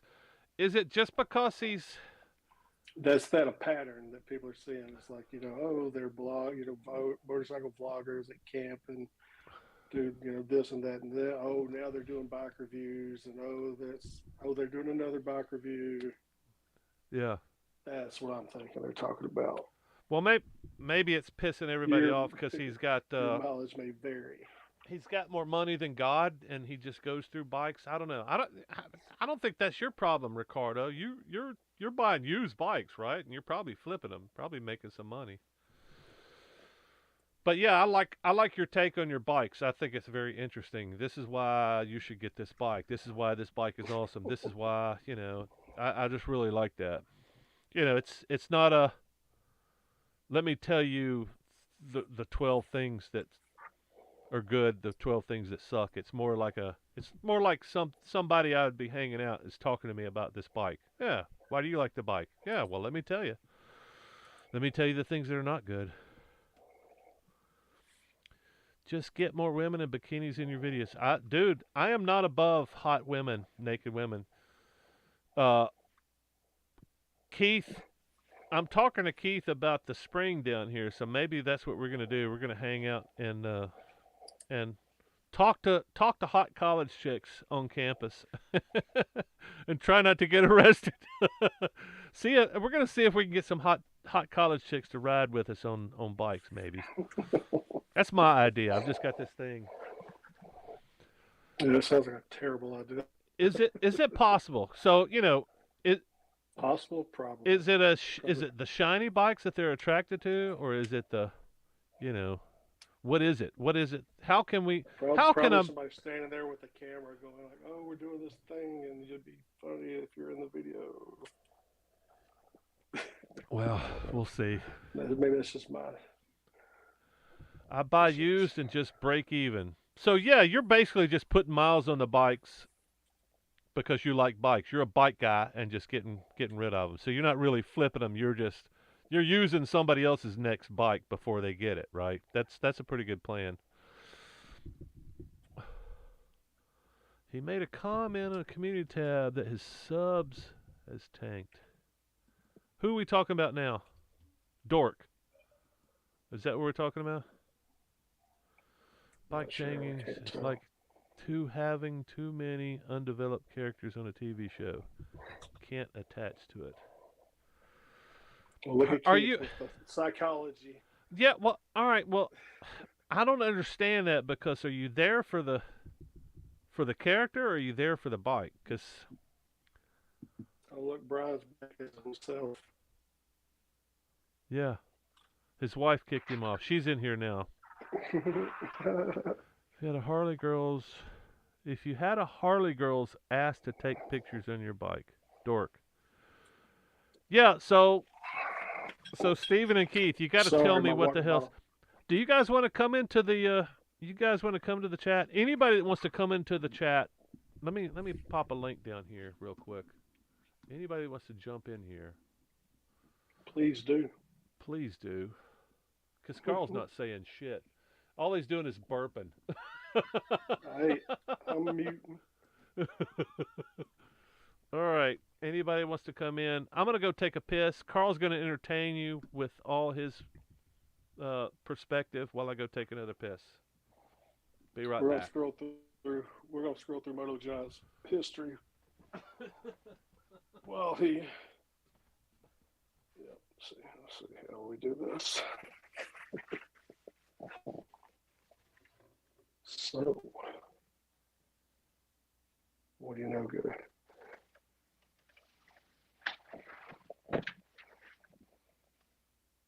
So, Brian, you want to explain why you swapped handles? 100, 99, 98, 97, 96. Am I going to wake up from a dream, Keith, if I do this? If I count all the way to one? Because I don't want to wake up if this is a dream. Because I'm so fucking happy. The place just falls apart when Carl's in charge. He's a really good producer, though. I was thinking doing a bikini wash video, but I can't find one in my size. That's what I'm going to be dreaming about tonight, Adrian, is you in a bikini, dude. Wait a minute, let me guess. You're washing a bike, you got a cigar in one hand and a hose in the other, and every once in a while you reach up and scratch your nipple. That'd be funny, dude. That would be, dude. You got to find one in your size, dude. They're out there. I will ride to freaking Arizona to do that video with you. I will do it. I would love to do that. Me and you Big sign, motorcycle wash, bike wash, $5. maybe we'll get some hot chicks. No. Those girls are $100. We're $5. It's me and Adrian. That would be so funny, man. Be That would chat be roulette hilarious. or whatever. That would be great. Chatterbait. Bikini wash. Where are you? What's the date? Where are you and what is the date? Mental status exam time. He's coming after you, dude. Borat at the car wash. Yes, exactly. That would be so funny, man. No. Those are the expensive girls. Those are $100. And we're not just faking it. We actually identify as women. Professional motorcycle washing queens is what we are. Beard, cigar. Next. Next. Dancing Queen. Here, hold my beer. Let me scrub this guy's spokes.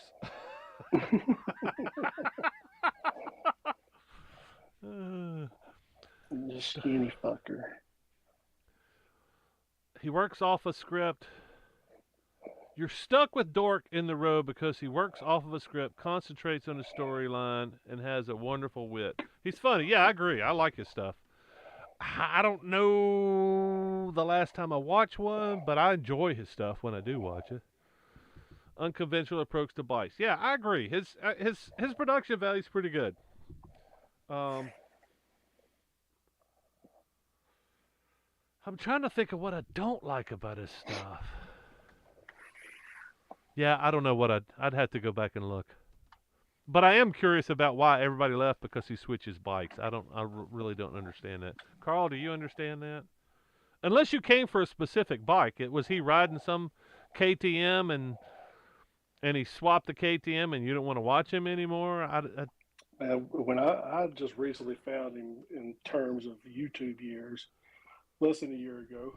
Okay. And his first video though that I came across was like his first time moto camping.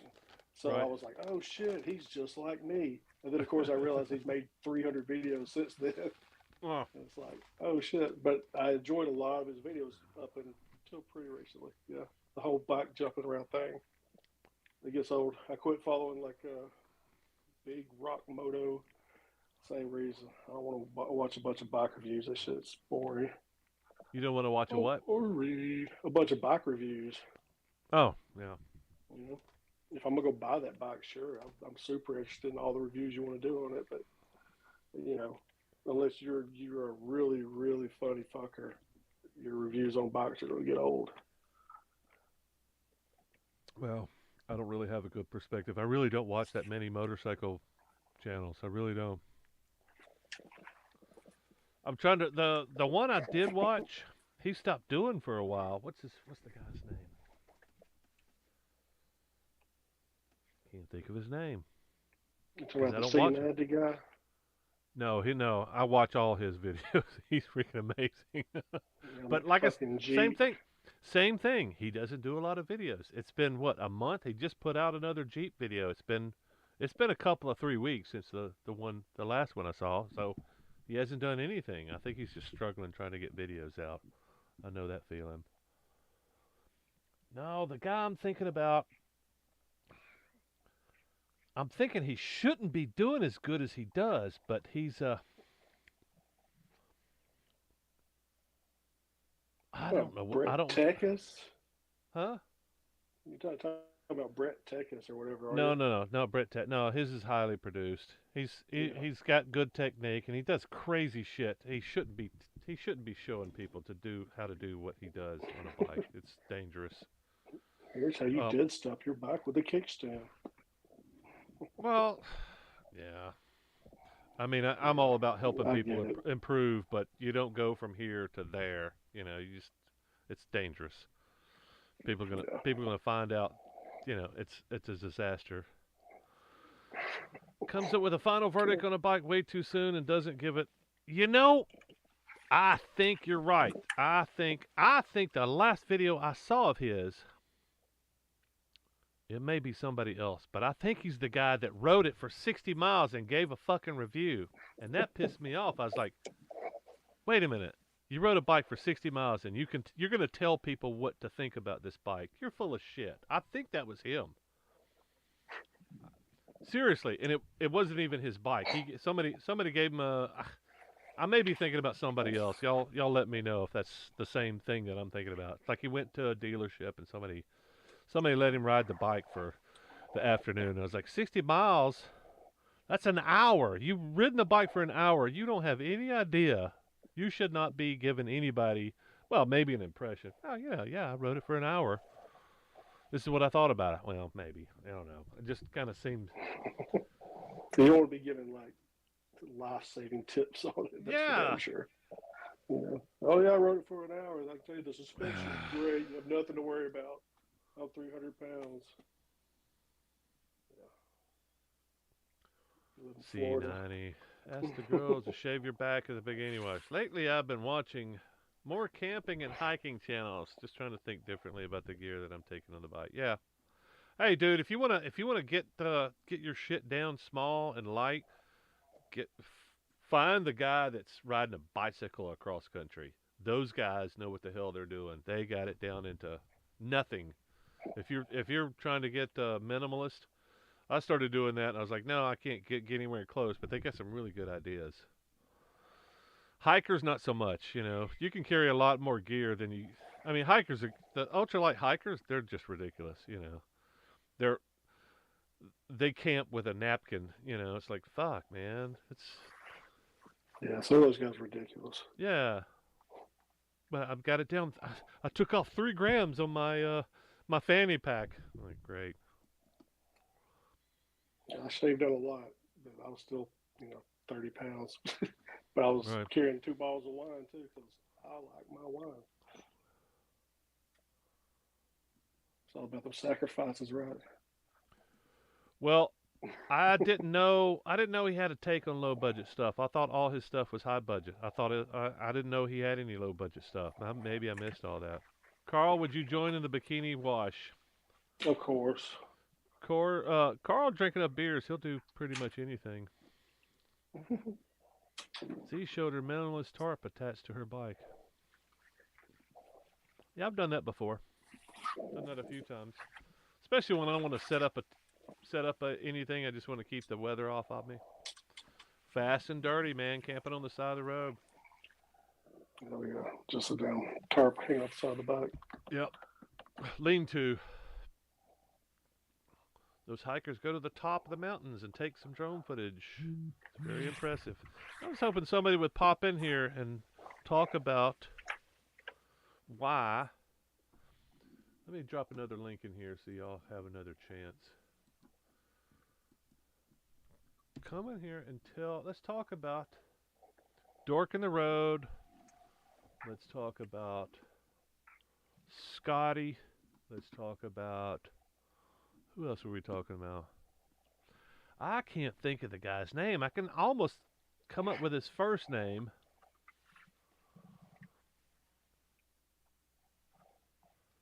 "40 Times Around." Is that right? Oh, Tim. Tim. Yeah, Tim. He Hey, stopped guys, making this is videos. Tim. I stopped watching him 40 because he Times stopped Around. making. Yeah, I think he makes great stuff. He started back. He's putting videos out again. I don't know why they're not popping up on my feed. I just don't see them. I like his stuff. You know, he's down to earth. Yeah. I like his pace too. His pace is really good. Yes, very. His delivery is very deliberate. It was 20 degrees and it almost didn't start. Short ride, but I had to do. Well, you could have been fourth. You could have made fourth place if you had gotten in on the contest. Well, not yesterday. Yeah, yesterday was Monday. That was the last day for submission.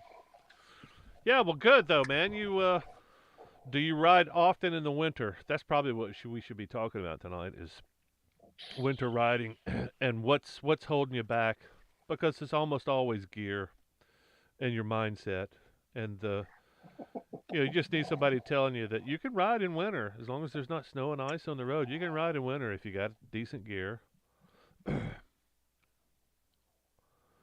Carl, your speech is slowing. Are you Yeah, I'm getting just not south? talking over. I'm not talking over. No, I've had like 3 beers. Okay. Definitely not soused. Well, I got you beat. Ooh, Yeah. didn't know it was a contest. Run upstairs. Hurry. Grab the Jaeger. I rode the bike yesterday. Hello, all. What's up, Moto Life? Oh, no! Greg is here. What's up, man? I'm glad somebody's going to come in here and take over for the talking. So, what do you want to talk about, Greg? Real quick. Tell me what you want to talk about and then start talking. No, give me the 3 topics that you want to talk about and then I'll choose one. Oh, you're going to show us what you're drinking. You got no audio. Is your mic on?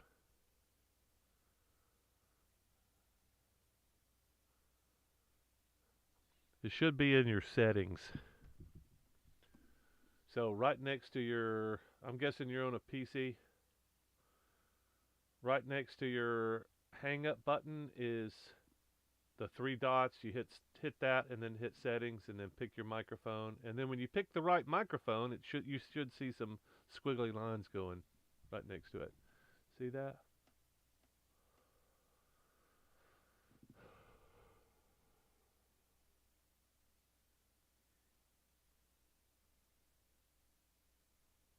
Uh-oh. Carl, you're muted, dude. You're talking, but you're muted. Yeah. Yeah, there you go.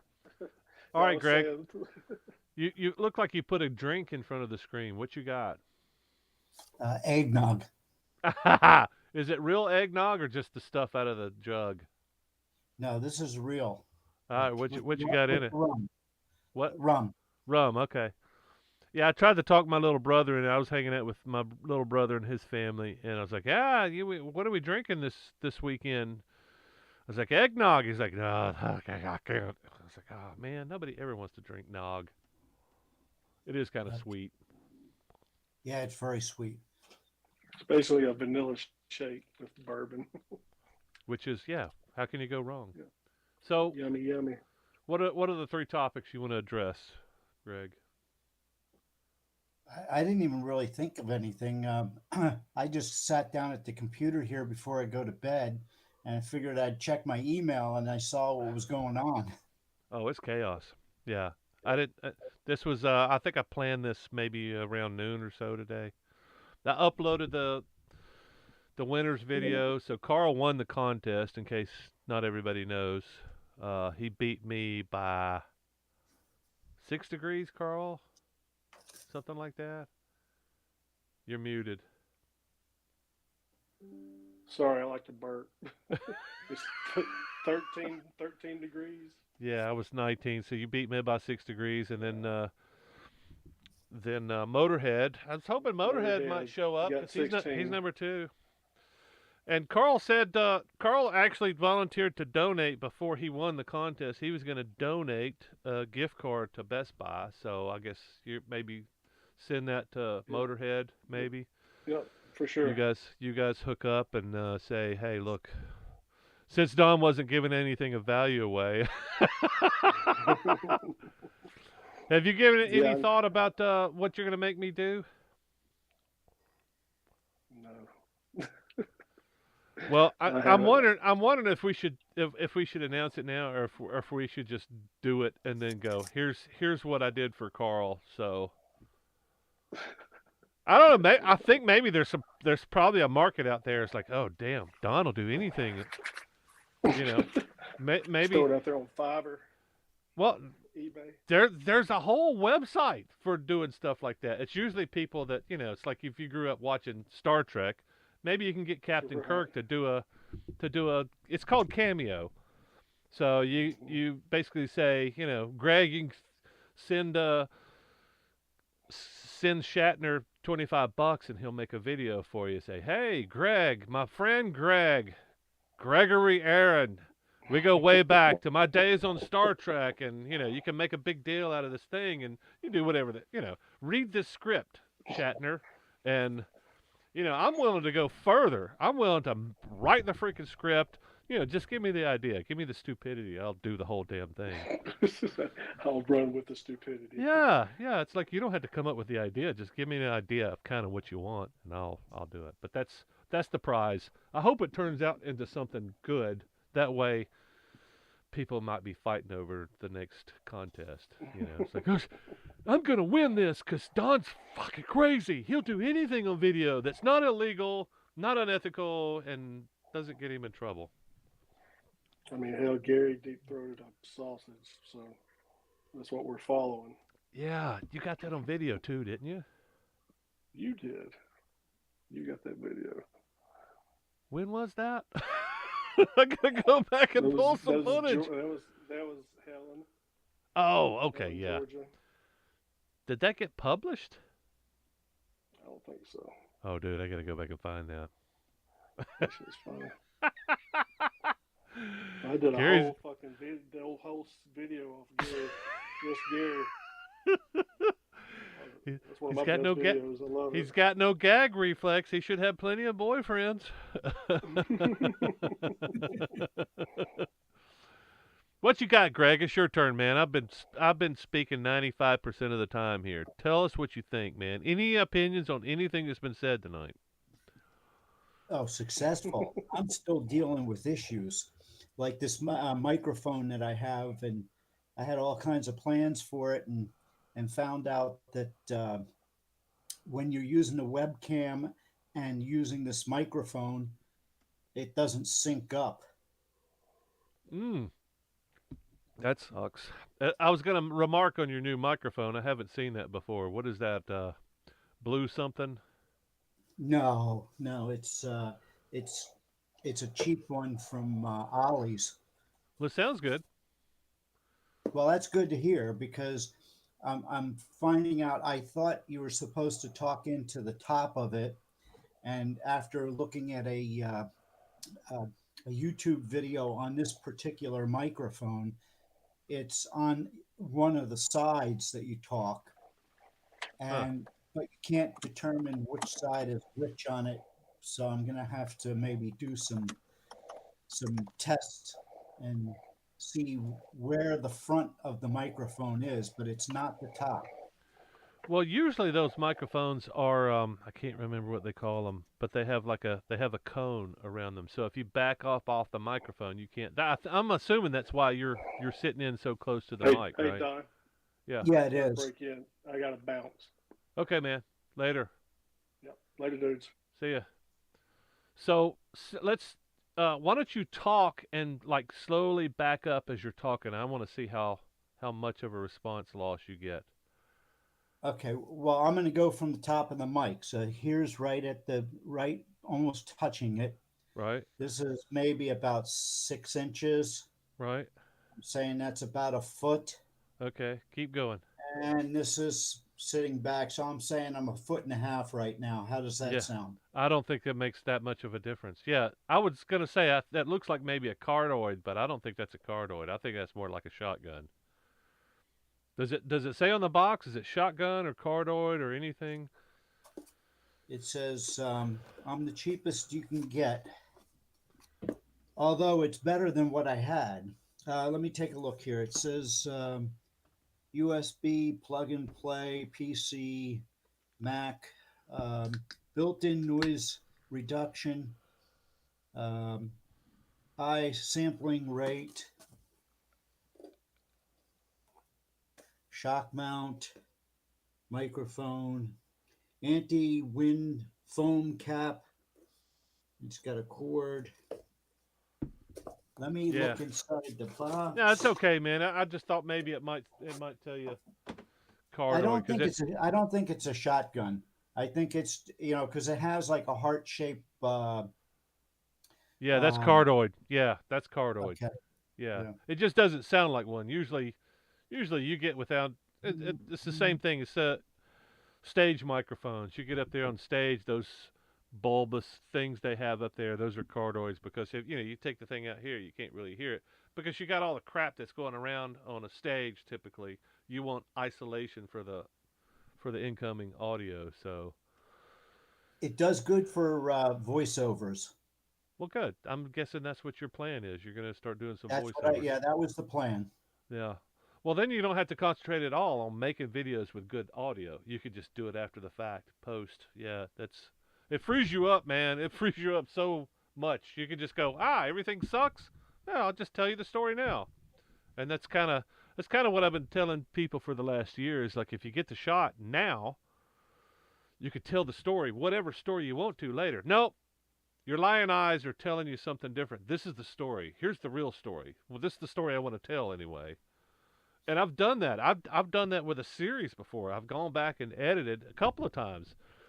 Like I have come to realize that the story is not this, but I got the footage, so I'm gonna go back and dub over the stuff that I shot before because that's not the story I want to tell. I want to tell you the story, the real story, and that evolves. So Yeah, if you the last video I did that I put up was the the ruckus in Alaska that I took basically out riding like a dirt bike. Um, the problem I had mostly wasn't the fact that I had all the video, but it was really crappy video. right, I mean, there was one at one point I had a camera on my helmet. It got knocked down a little bit, so it was facing too far down. You could see out in the front, but it wasn't right. It should have been raised a little bit. So again, either I got shaky video from back then, or I have poorly aimed video. it's, but what yeah, help yeah, me with the name you just uh renamed your channel. Help me with yeah, that. it's at Moto Life, and it would be the easiest way to seem to find it is use the at Moto Life USA is Ah, the way that's it'll what. come up, but the channel is actually Moto Life. But if I search for that, I couldn't find it the other day. That's why I was having trouble. So you're Right. saying at Moto Life USA is the way to find it? Yes, try that and see if it comes up. Well, I'm typing that. Well, shit. I say I'm typing it in. I'm typing that in now so everybody else can go check you out. Because I don't think everybody knows you. I know you because you're part of the uh,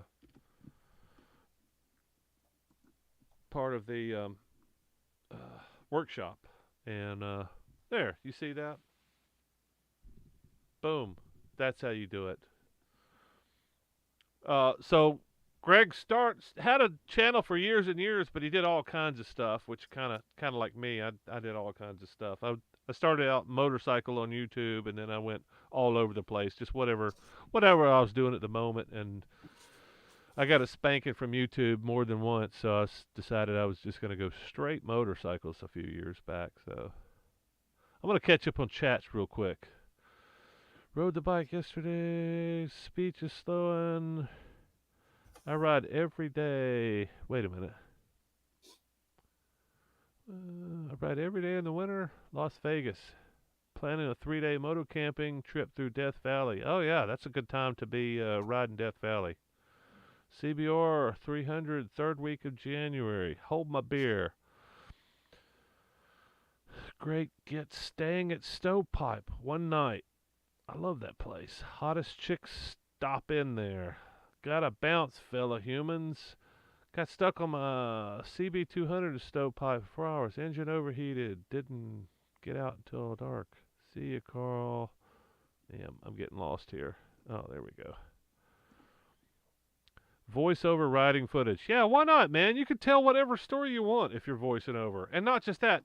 It's not the ums and ahs. You can cut all that stuff out. You can and do like I do, which is typically I'll do 1 or 2 takes when I'm voicing over because I'm getting much better at it. And then if it sounds horrible when I play it back, I just go chop the stuff out and move it in. It's so much easier than trying to do something while you're talking to a camera. It's so much easier. Probably 3.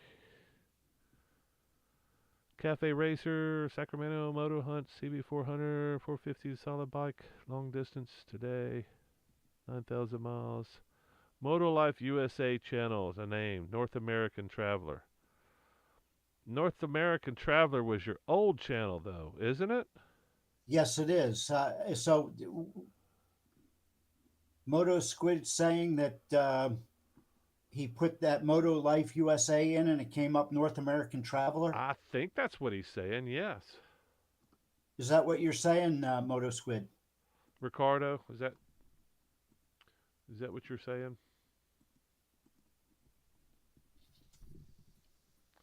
I'm going to look it up real quick. Go ahead, talk some more, man. Moto Life Yeah, USA. I'm not good at coming up with stuff right off the top of my head. Too many brain cells have been burned. So I think Moto Life is your old channel, dude. Moto Life USA, that's your old channel. Are you gonna oh, so you just took all the RV stuff off. Is that what happened or No, I didn't take any. I didn't take it's a separate channel, Motor Life. Oh well hell man, you've already got 15 subs. That's great. That's great. I Yeah, guess that's because everybody I know, I tell them I'm going to kill them if they don't subscribe. That's all personal threats right there there. you go. I love threats. No, If you're actually, a lot of people, a good 5 or 6 of them at least, are from the workshop. Oh, okay, well, hopefully we'll get some folks. I mean, the key is just make videos. If you don't make videos, nobody's going to look at you. Nobody's going to subscribe if you're not making videos. So I hate to say it like that, but I make crappy videos and people watch my stuff. So that's probably my best advice to anybody trying to do something on YouTube. Is make videos. Try to stick to a certain topic. Can't find so. I just typed in Moto Life USA and it came up. So I don't know. I had problems finding him the other day, but I think this is I didn't do the @ or anything. I just did Moto Life USA. So maybe And that's it what we came do. up with my channel because when Yep. I do it, Moto Life, it comes up with a whole bunch of different channels. Well, when I put the @ in there, it came up with your Happy Holidays video 8 days ago. Oh, But the okay. other one gave me your channel at the very top. So just Moto Life, maybe that's what you should type in there. I don't know. Moto Life USA. Sorry. Yeah, Right. Moto Life is what I tried the other day, and it gave me all kinds of crazy stuff. Right. Not you. That's the main thing. So same with Moto. Yeah, anything. Well, anyway. So apparently they're making another change in a couple of months on YouTube with the handles. So maybe it's gonna hit. But I would say, if nothing else, make sure all the crap's off of your. Anybody watching, if anybody's doing it, go in and look at your handle, which is about to change. So if your handle it used to be your channel name, but now you got a handle on top of your channel name. So you can have a channel name like Greg does. His channel name is Moto Life, but his handle is Moto Life USA. So yeah, he's in scrambled with all the other Moto Lifers, but he's the only at Moto Life USA apparently. So anyway, clear as mud. Can't find him on YouTube. Moto Life USA is a good name. Used to ride 250 Estrella. Foregone conclusion. That's a new guy. 350 Classic. Kawasaki RE 350? Is that what you're riding? Hi, y'all. What's up, man? Welcome, dude. Unusually that we in chat are existing in a parallel universe. Yes, what's on the video and the narrative. Yeah, I'm trying to keep it with the chats, y'all. I'm sorry. I'm not real good at it. The only guy that I know that's good at it was Gary was pretty good at it. Carl's pretty good at it. Just keeping me. Hey, so and so said something interesting. I should probably pay attention to. Most of the time, I'll just read through everything, make sure, because a lot of people want to connect, and it may not be anything that changes the direction of the conversation, but occasionally there is something that's really good. Royal Enfield, yeah, man, welcome.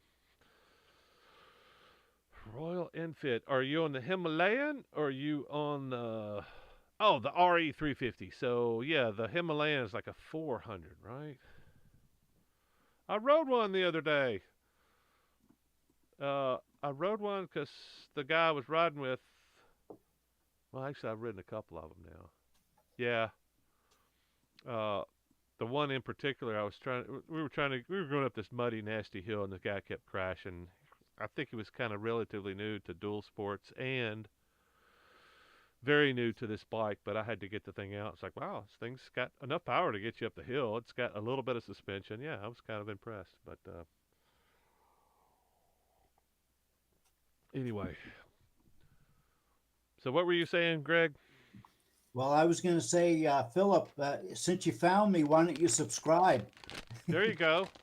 Yeah, y'all know how to find him. His thing's right there on the thing. So go over there and help the guy out. And I guarantee you he's going to be making videos soon. So more very soon. He's probably going to be slow this winter, but I think maybe you got anything in the garage you want to do, Greg? Is there anything interesting that you come up with in the garage or? Well, I don't have a garage. I have a shed, and Oh, that's right. sheds fill up with things in the wintertime that would be out in the summertime. Right. So yeah, I have three motorcycles. Yeah. I have my V-Strom, which is in my trailer. I have an enclosed trailer, and then I have a Ruckus, and I have a Grom. So Okay. yeah, I like the small CC bikes too. They're a lot of fun, especially as you get older and the bigger bikes get a little heavier.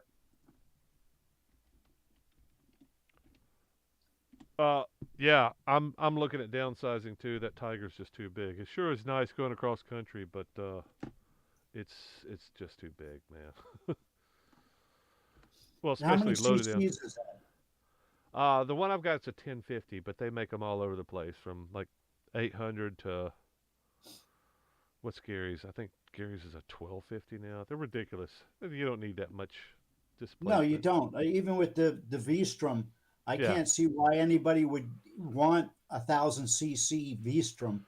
My I will tell you. 650 can get up and move. I will tell you why they like the 1000 cc's because I've had both. I had a V and a Wii, and that V was just that third gear. You just whoa. I it's bet. it's really nice. But yeah, I've got a 650 now, and it's plenty. I don't need to do wheelies anymore. I'm stupid. So yeah, it's ridiculous. You don't need that kind of. Well, it's nice. Well, it's the same thing. It sounds good, feels good, it does stupid stuff, but you don't really need it. But the bad side about that is it's not. You can have 1000 cc's for what, another 25 pounds. It's not much weight, so Yeah, it's just more power than you really need. much more power Uh, than you really need. and I think it drinks a little more gas too. Oh yeah. Well, it's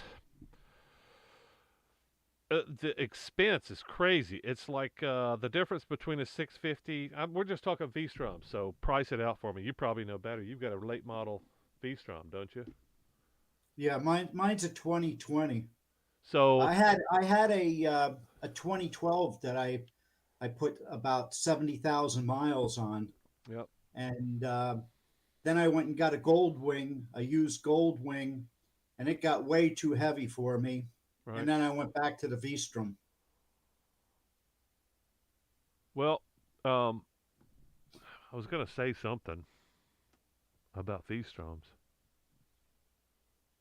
Yeah, I can't really find it. There's nothing really wrong with them. Um, I think that there's probably some hang-ups with a lot of people about.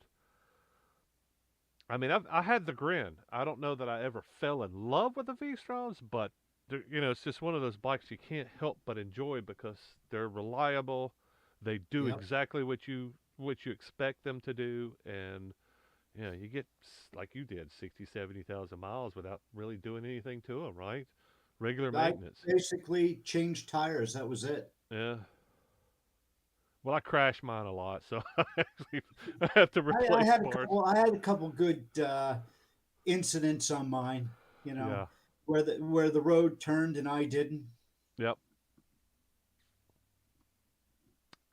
Well, I just dropped a link if anybody else wants to pop in here. I know we got some chatty folks in here. It might go faster if because I'm real slow at looking at the. Just click the link and pop into Google Meet and speak your mind.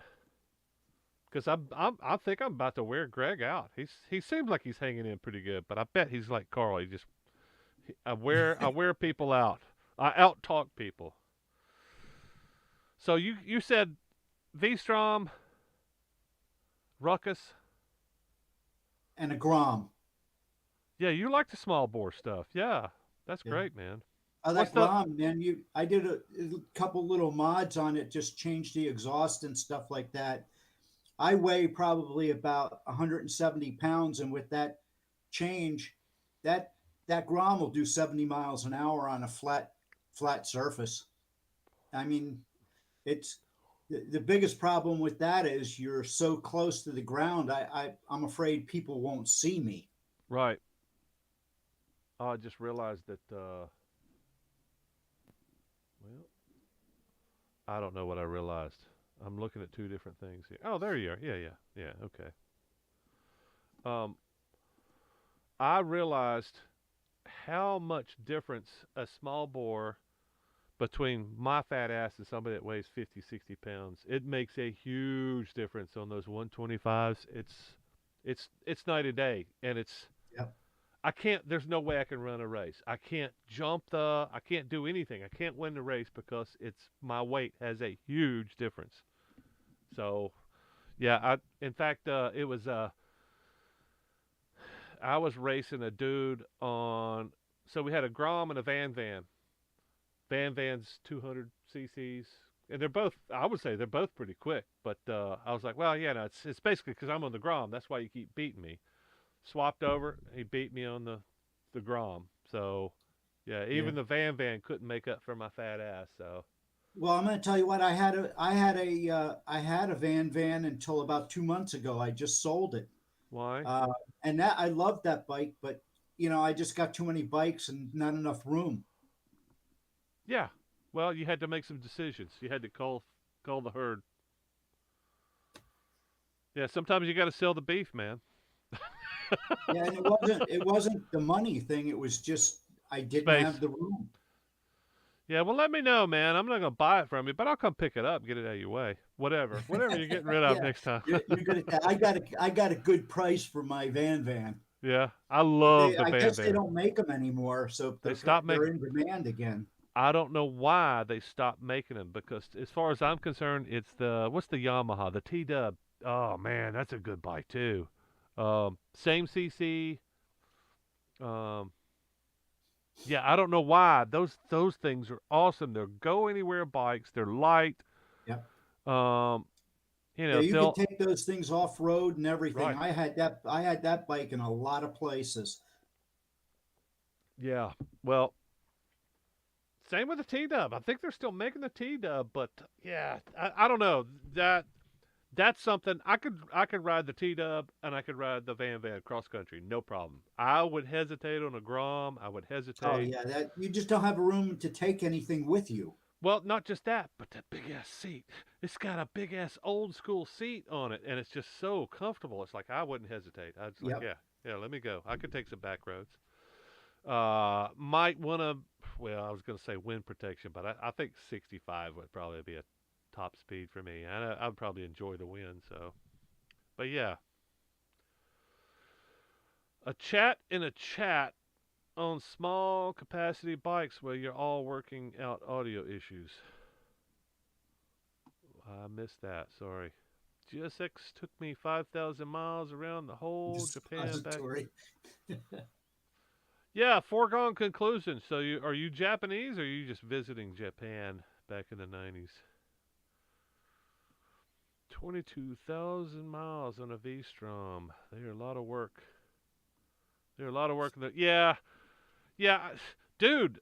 Talk. So I don't know if you watch Bearded Grump. That's one of the guys over here. I think he's in South Carolina.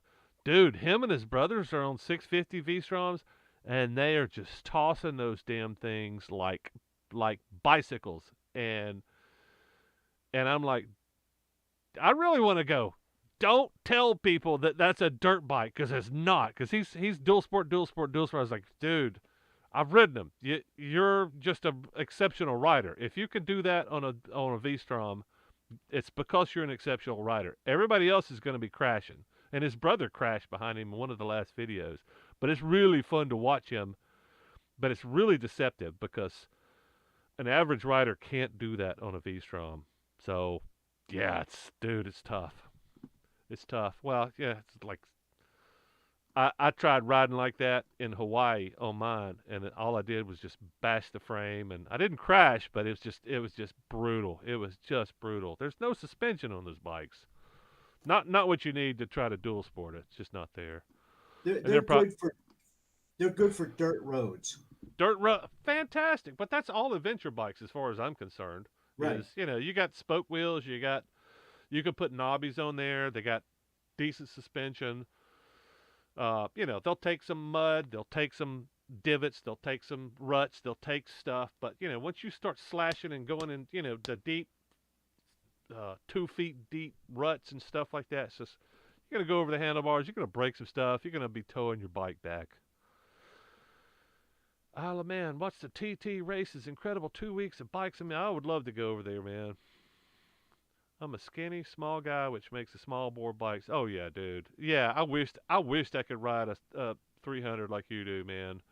I would probably break the frame, but I wished I could have a 300-pound dual sport again. Seriously, Grom for me would be suppository. You think, dude, but you need to go ride one. Better yet, if you get a chance to get on a T Dub or a van, man, those things are so much fun, and you could ride them for hours. You just don't even know. You think it's all big bikes. It's not. You can have fun. Well, you ride a dual sport too, so you still got that 450. I don't remember seeing that out recently. Dork in the Road BDR videos are pretty entertaining. I don't think I've seen him do any BDRs. I've seen him. I think that's why I don't watch him because he rides dual sports, but he doesn't really ride them very far. Raced board out 50 against local Japanese kids. This younger chap, no chance off the line. Would have been quicker to pick it. I hear you, man. That's like me. You can find room on anything. Yeah, I don't know. I got a big ass. Lived here since 20 something. Brit by birth. Oh, okay, cool. Great roads over here. I bet. Finding your channel second time was hard. I'm guessing you're talking about Greg's stuff. What are your top favorite motorcycles of all time?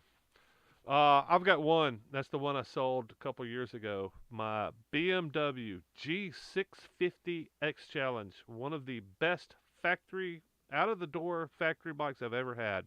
I put the Öhlins on the rears, but man, it's just a go anywhere, just bash it up against the wall. Fun, all day long wheelies. It's just the best, one of the best bikes I've ever owned, and I miss it. The guy called me shortly after I got back from Hawaii and offered to sell it back to him because I asked him to, and I was just like, it doesn't really fit. But ever since then, I've been missing it. So it's tough, man. I love that bike. And then everything else, the things that make me smile, that I ride the shit out of, and don't give me a hard time. Greg, what about you? You've been through a few bikes. Um, I think the V-Strom, that's my favorite bike. Yep. I really enjoy them. The ergonomics on them are great. They're comfortable. I did a 7,000-mile trip on it, and I was, that's before I learned that you need to slow down and smell the roses. Right.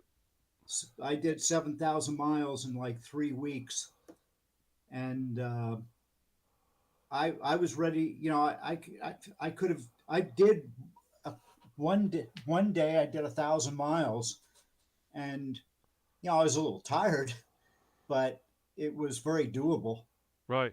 Yeah, I've done several iron butts on my V-Strom. Yeah, ergonomics. You said it, man. I did. I put bar risers because I'm a big guy, very tall, very long spine. In addition, so that was the only thing I really did to that 1000 is well, same with the 650 though. I put the risers on it. It makes a huge difference for me. But the seat, everything else is just really well thought out, well made. Just a really fun bike to, very comfortable bike to ride long distances, and I've done a lot on both. So Yeah, it's a good highway machine that you can take on dirt roads. right, exactly. That's exactly the way I feel about it. It's not a dual sport. What's your topic? What else you want to talk about? Everybody's wanting to talk about bikes and talk about some more bikes. I'm gonna take another piss. You got the mic, and I still hear you. I got the earbuds. Okay.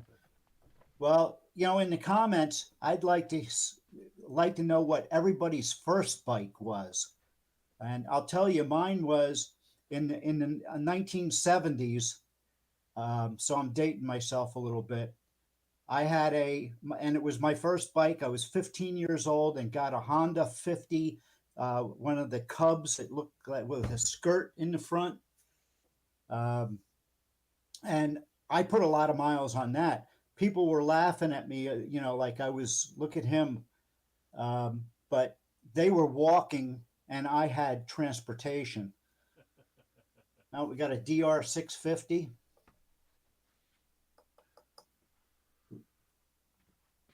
But yeah, I've been riding bikes for a long time, um, and I've gone through, you know, the 2 cycle phase. The I had a really nice Suzuki. I don't even remember, it was a 250, and it was 2 cycle. You know, put the oil in the tank and fill up the gas and go. That was a lot of fun. So I don't. Did you hear what the question was, Don? Yes, I did. Yeah, Yeah. my first bike was a 1979 KL 250.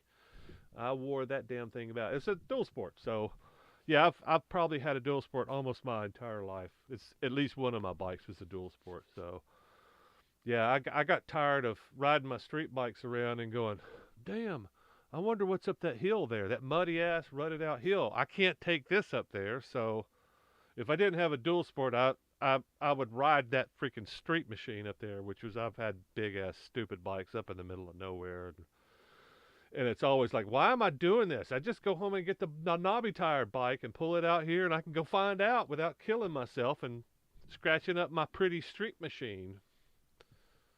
Yeah, that was a fun bike. I think I probably put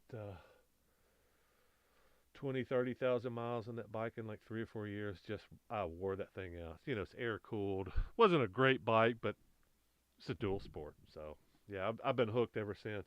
Yeah, we grew up riding the neighbors' 50s, 50s, 70s, 90s. Yeah, the neighbors had great bikes, and we put a lot of miles on those things. And then it's like, I can't take them out on the street. So yeah, Yeah, Philip, I like his. He went from a mini bike to a CB 750. That's a big jump. yeah. Scott Parker, what's up, man? Honda Express. I don't remember that one. Was that the one with the skinny tubes? I had a CB 752. That was my big street bike in college. Put a lot of miles on that bike too. That was a fun bike. I like Hondas. It's been a while since I've Honda, had a Honda. you can beat a Honda, man. You Yeah, can you run can. those things practically down with no oil and still Yep, they'll still go. that is the truth. First one for the road, XLX. I don't know that one, Jeff. XLX. I know the XLs, but I don't know the XLX. What is that? That's a two-stroke scooter. That's what I was thinking. It's got the tube frame, right? It probably has fuel in it too, didn't it? I bet.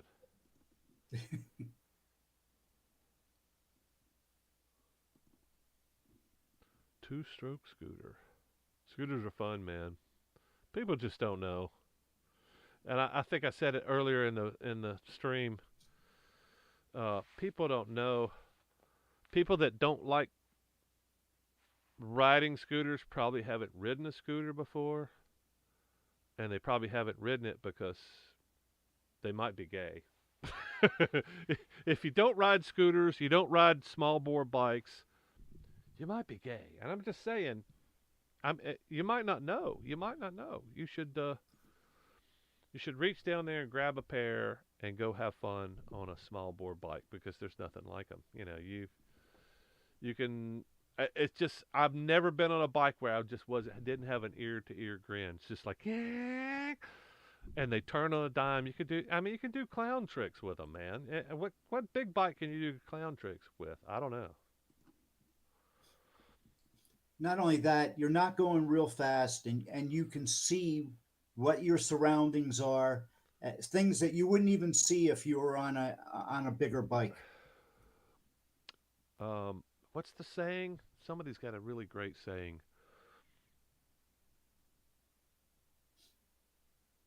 Go, uh, going fast on a slow bike.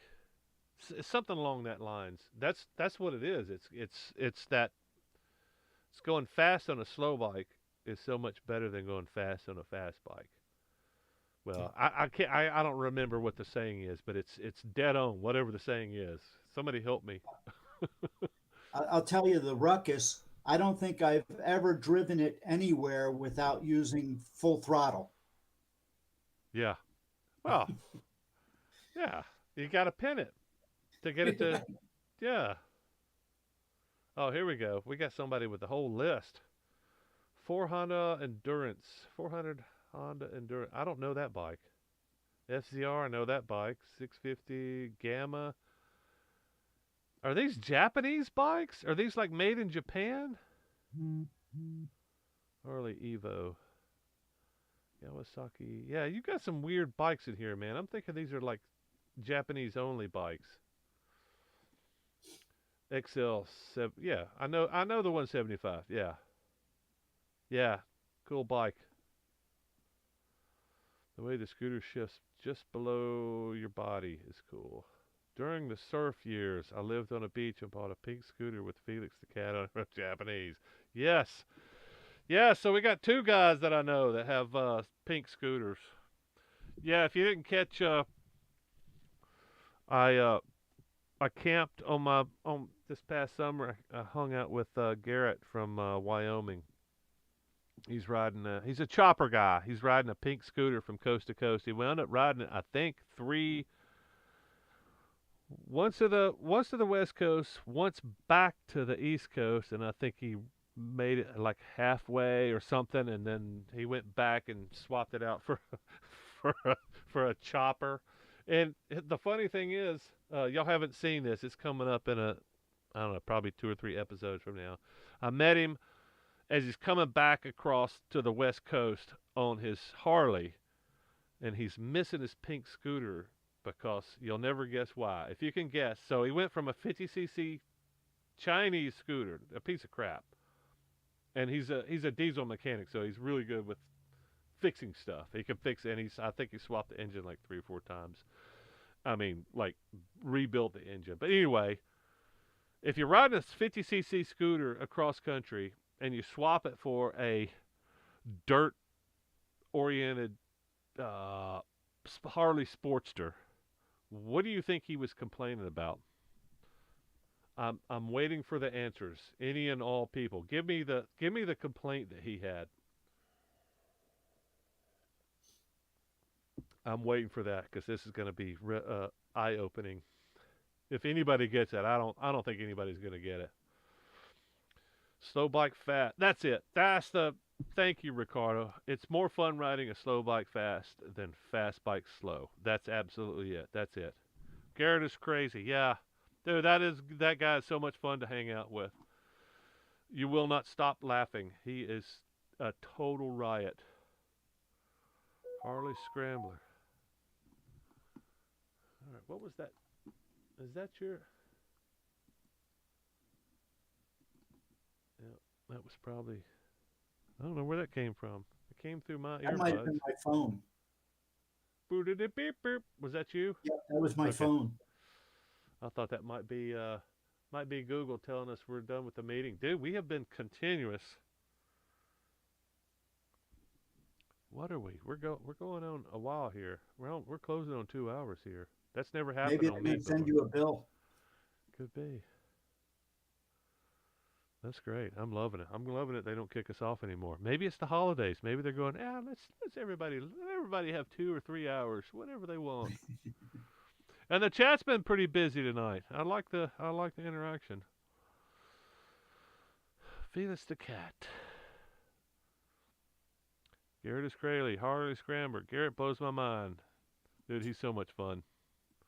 Looks like fun guy. Totally. Yep, 2 hours. So his complaint, and you'll see it in one of the videos coming up. I met him as he's going back through Colorado. His complaint, believe it or not, 50cc scooter, Harley, uh, with I think he said Yamaha front end. So he put some decent forks on the front end, knobby tires, and he's bitching about it. I was like, you rather be back on the scooter? Why? Because it's so much more easy to ride. It's so much more on the rough stuff. It's so much better on the rough stuff. I was like, that crappy scooter is better on the rough stuff. Oh yeah, like apparently he was miserable on that Harley, and he's a chopper guy, so you'd think he would be right at home, but he did not like that Sportster at all. All right, what else you got, Greg? What you want to talk I about, don't man? have anything else.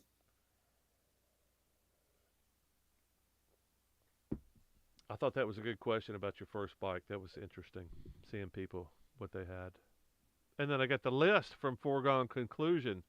Every bike, or maybe that was That's it. his first. That was his first 10 bikes.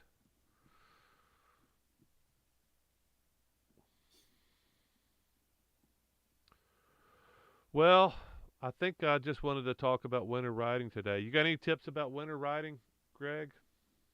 Yeah, dress warm. I don't mind. I don't mind driving in the cold. I Yeah, just don't like being cold. yeah, yeah. Well, is there any gear tips that you can give anybody? Layers, Layers? layers, because especially up where I live in Pennsylvania, it'll start out really cold in the morning, and then you'll gain sometimes in the wintertime 30 degrees. Right. And so if you start in the middle of the day, you better take stuff along with you to, bulk up. If you start early in the morning, you're going to be taking stuff off. Right. Well, that's I think the only thing that I haven't figured out yet is the fingertips and toes. I got heated grips that solves 90% of my problems on my hands, but I still if I could probably get some kind of wind deflection going, I would probably be better. But man, the other day it was fingertips and toes, and I'm sure that heated socks would take care of my toes, but that's really the one thing that really bugs me. That's one thing I don't really like the idea of going cross country in 20s and 30 degrees. I just don't like it because it's painful and it's somebody said Waffle House. Waffle House is good if you get a 2 hour trip. You can stop at Waffle House for an hour, have some coffee, have whatever crappy food they got, get back on the road. But if you're 2 or 3 days out, that doesn't help you at all. You know, it just that means you're wasting daylight in the coffee shop, as far as I'm concerned. You're gonna have to stop and get a hotel or something, right? Teens in the teens.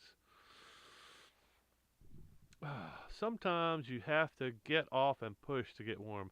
Scott Parker took a trip with me. I was talking about my trip across the coldest I've ever ridden was with Scott Parker. Scott and another guy rode across Mississippi. It was 7, right, Scott, during our ride? Dude, that was cold. Dude, that was so cold. And I didn't have very good gloves back then either, so the best gloves I had, the biggest gauntlets I had were not very good. I didn't have heated grips. It was just miserable. We were stopping every, I don't know, 30, 40 minutes. What do you remember about that, Scott, other than the misery? And how many fingers did you lose that trip? That was all day. 7, 9, maybe 10 degrees, probably the warmest it ever got.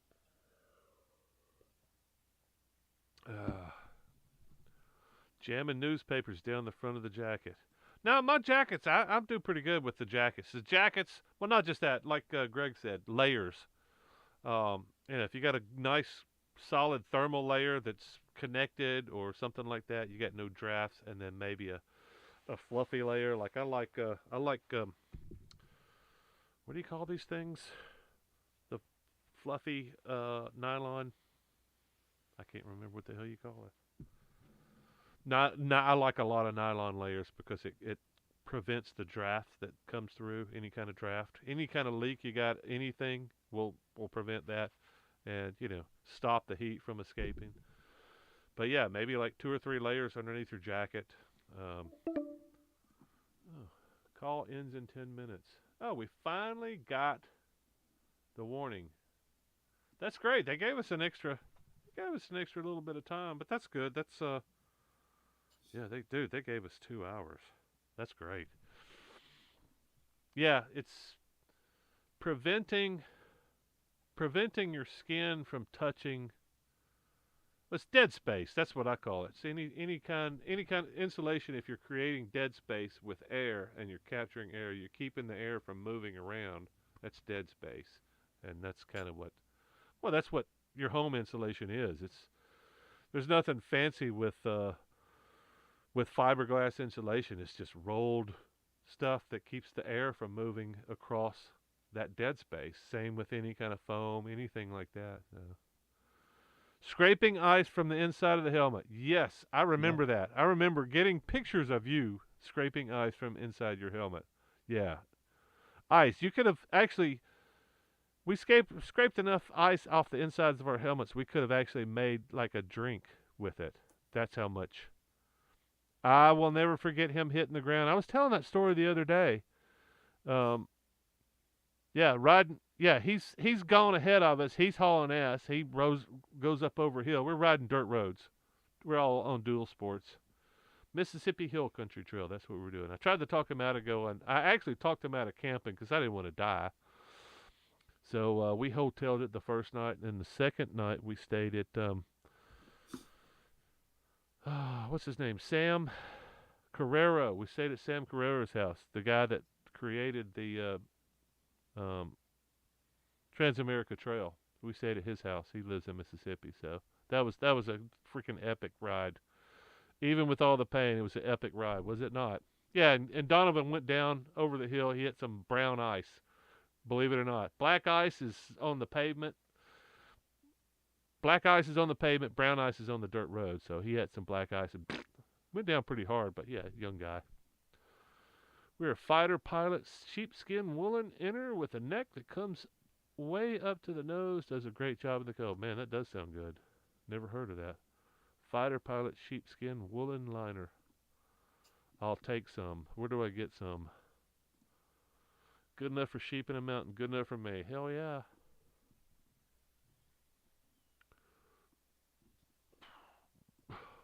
Well, has anybody got any quick questions before we go? We got about 4 or 5 minutes left. I don't want to cut anybody off, so got to make it quick. It's a pretty good evening with the chat. Everybody's been real responsive. Lots of activity going on there. Makes me want to keep doing them. The other thing is a lot of people hung in there. When I got here, I think there were 14, and there's still 14. That's good. Well, people come and go. I think anything over 5 is good. Myself, I'm blown Any- away with the. anything over one, Yeah, because it's absolutely. hard talking to yourself. Right. Well, maybe somebody will watch it after the stream, but yeah, that's the hardest thing is like notifications. Yeah, my most of the time my notifications don't go out, so nobody even sees that I've got a stream going until they get on YouTube. It's like, oh, somebody's streaming. They do a good job. That's one thing YouTube does is if you go on, if you're streaming, typically if somebody you're following is streaming, they're at the top of the list. Yeah. So that's one good thing that I appreciate. But that's also probably why I get the 15 instead of nobody. Oh, I wonder what that asshole with the motorcycle's doing. Okay. Well, I guess back in Tuscaloosa. No, I'm in between Tuscaloosa and Birmingham. I'm in Brookwood, man. Holler at me. You should still have my number. If you don't, hit me up through the channel. You can find me on my channel page or on Facebook. Anybody that's wanting to ride, man, let's go ride, baby. Otherwise, Greg, thanks for hanging out, man. It's been a pleasure as always. Yep, I enjoy it. And rest of you cats, see y'all. We'll do another live stream maybe next Sunday. And otherwise, y'all see y'all. Enjoyed it. Thanks for hanging out, y'all.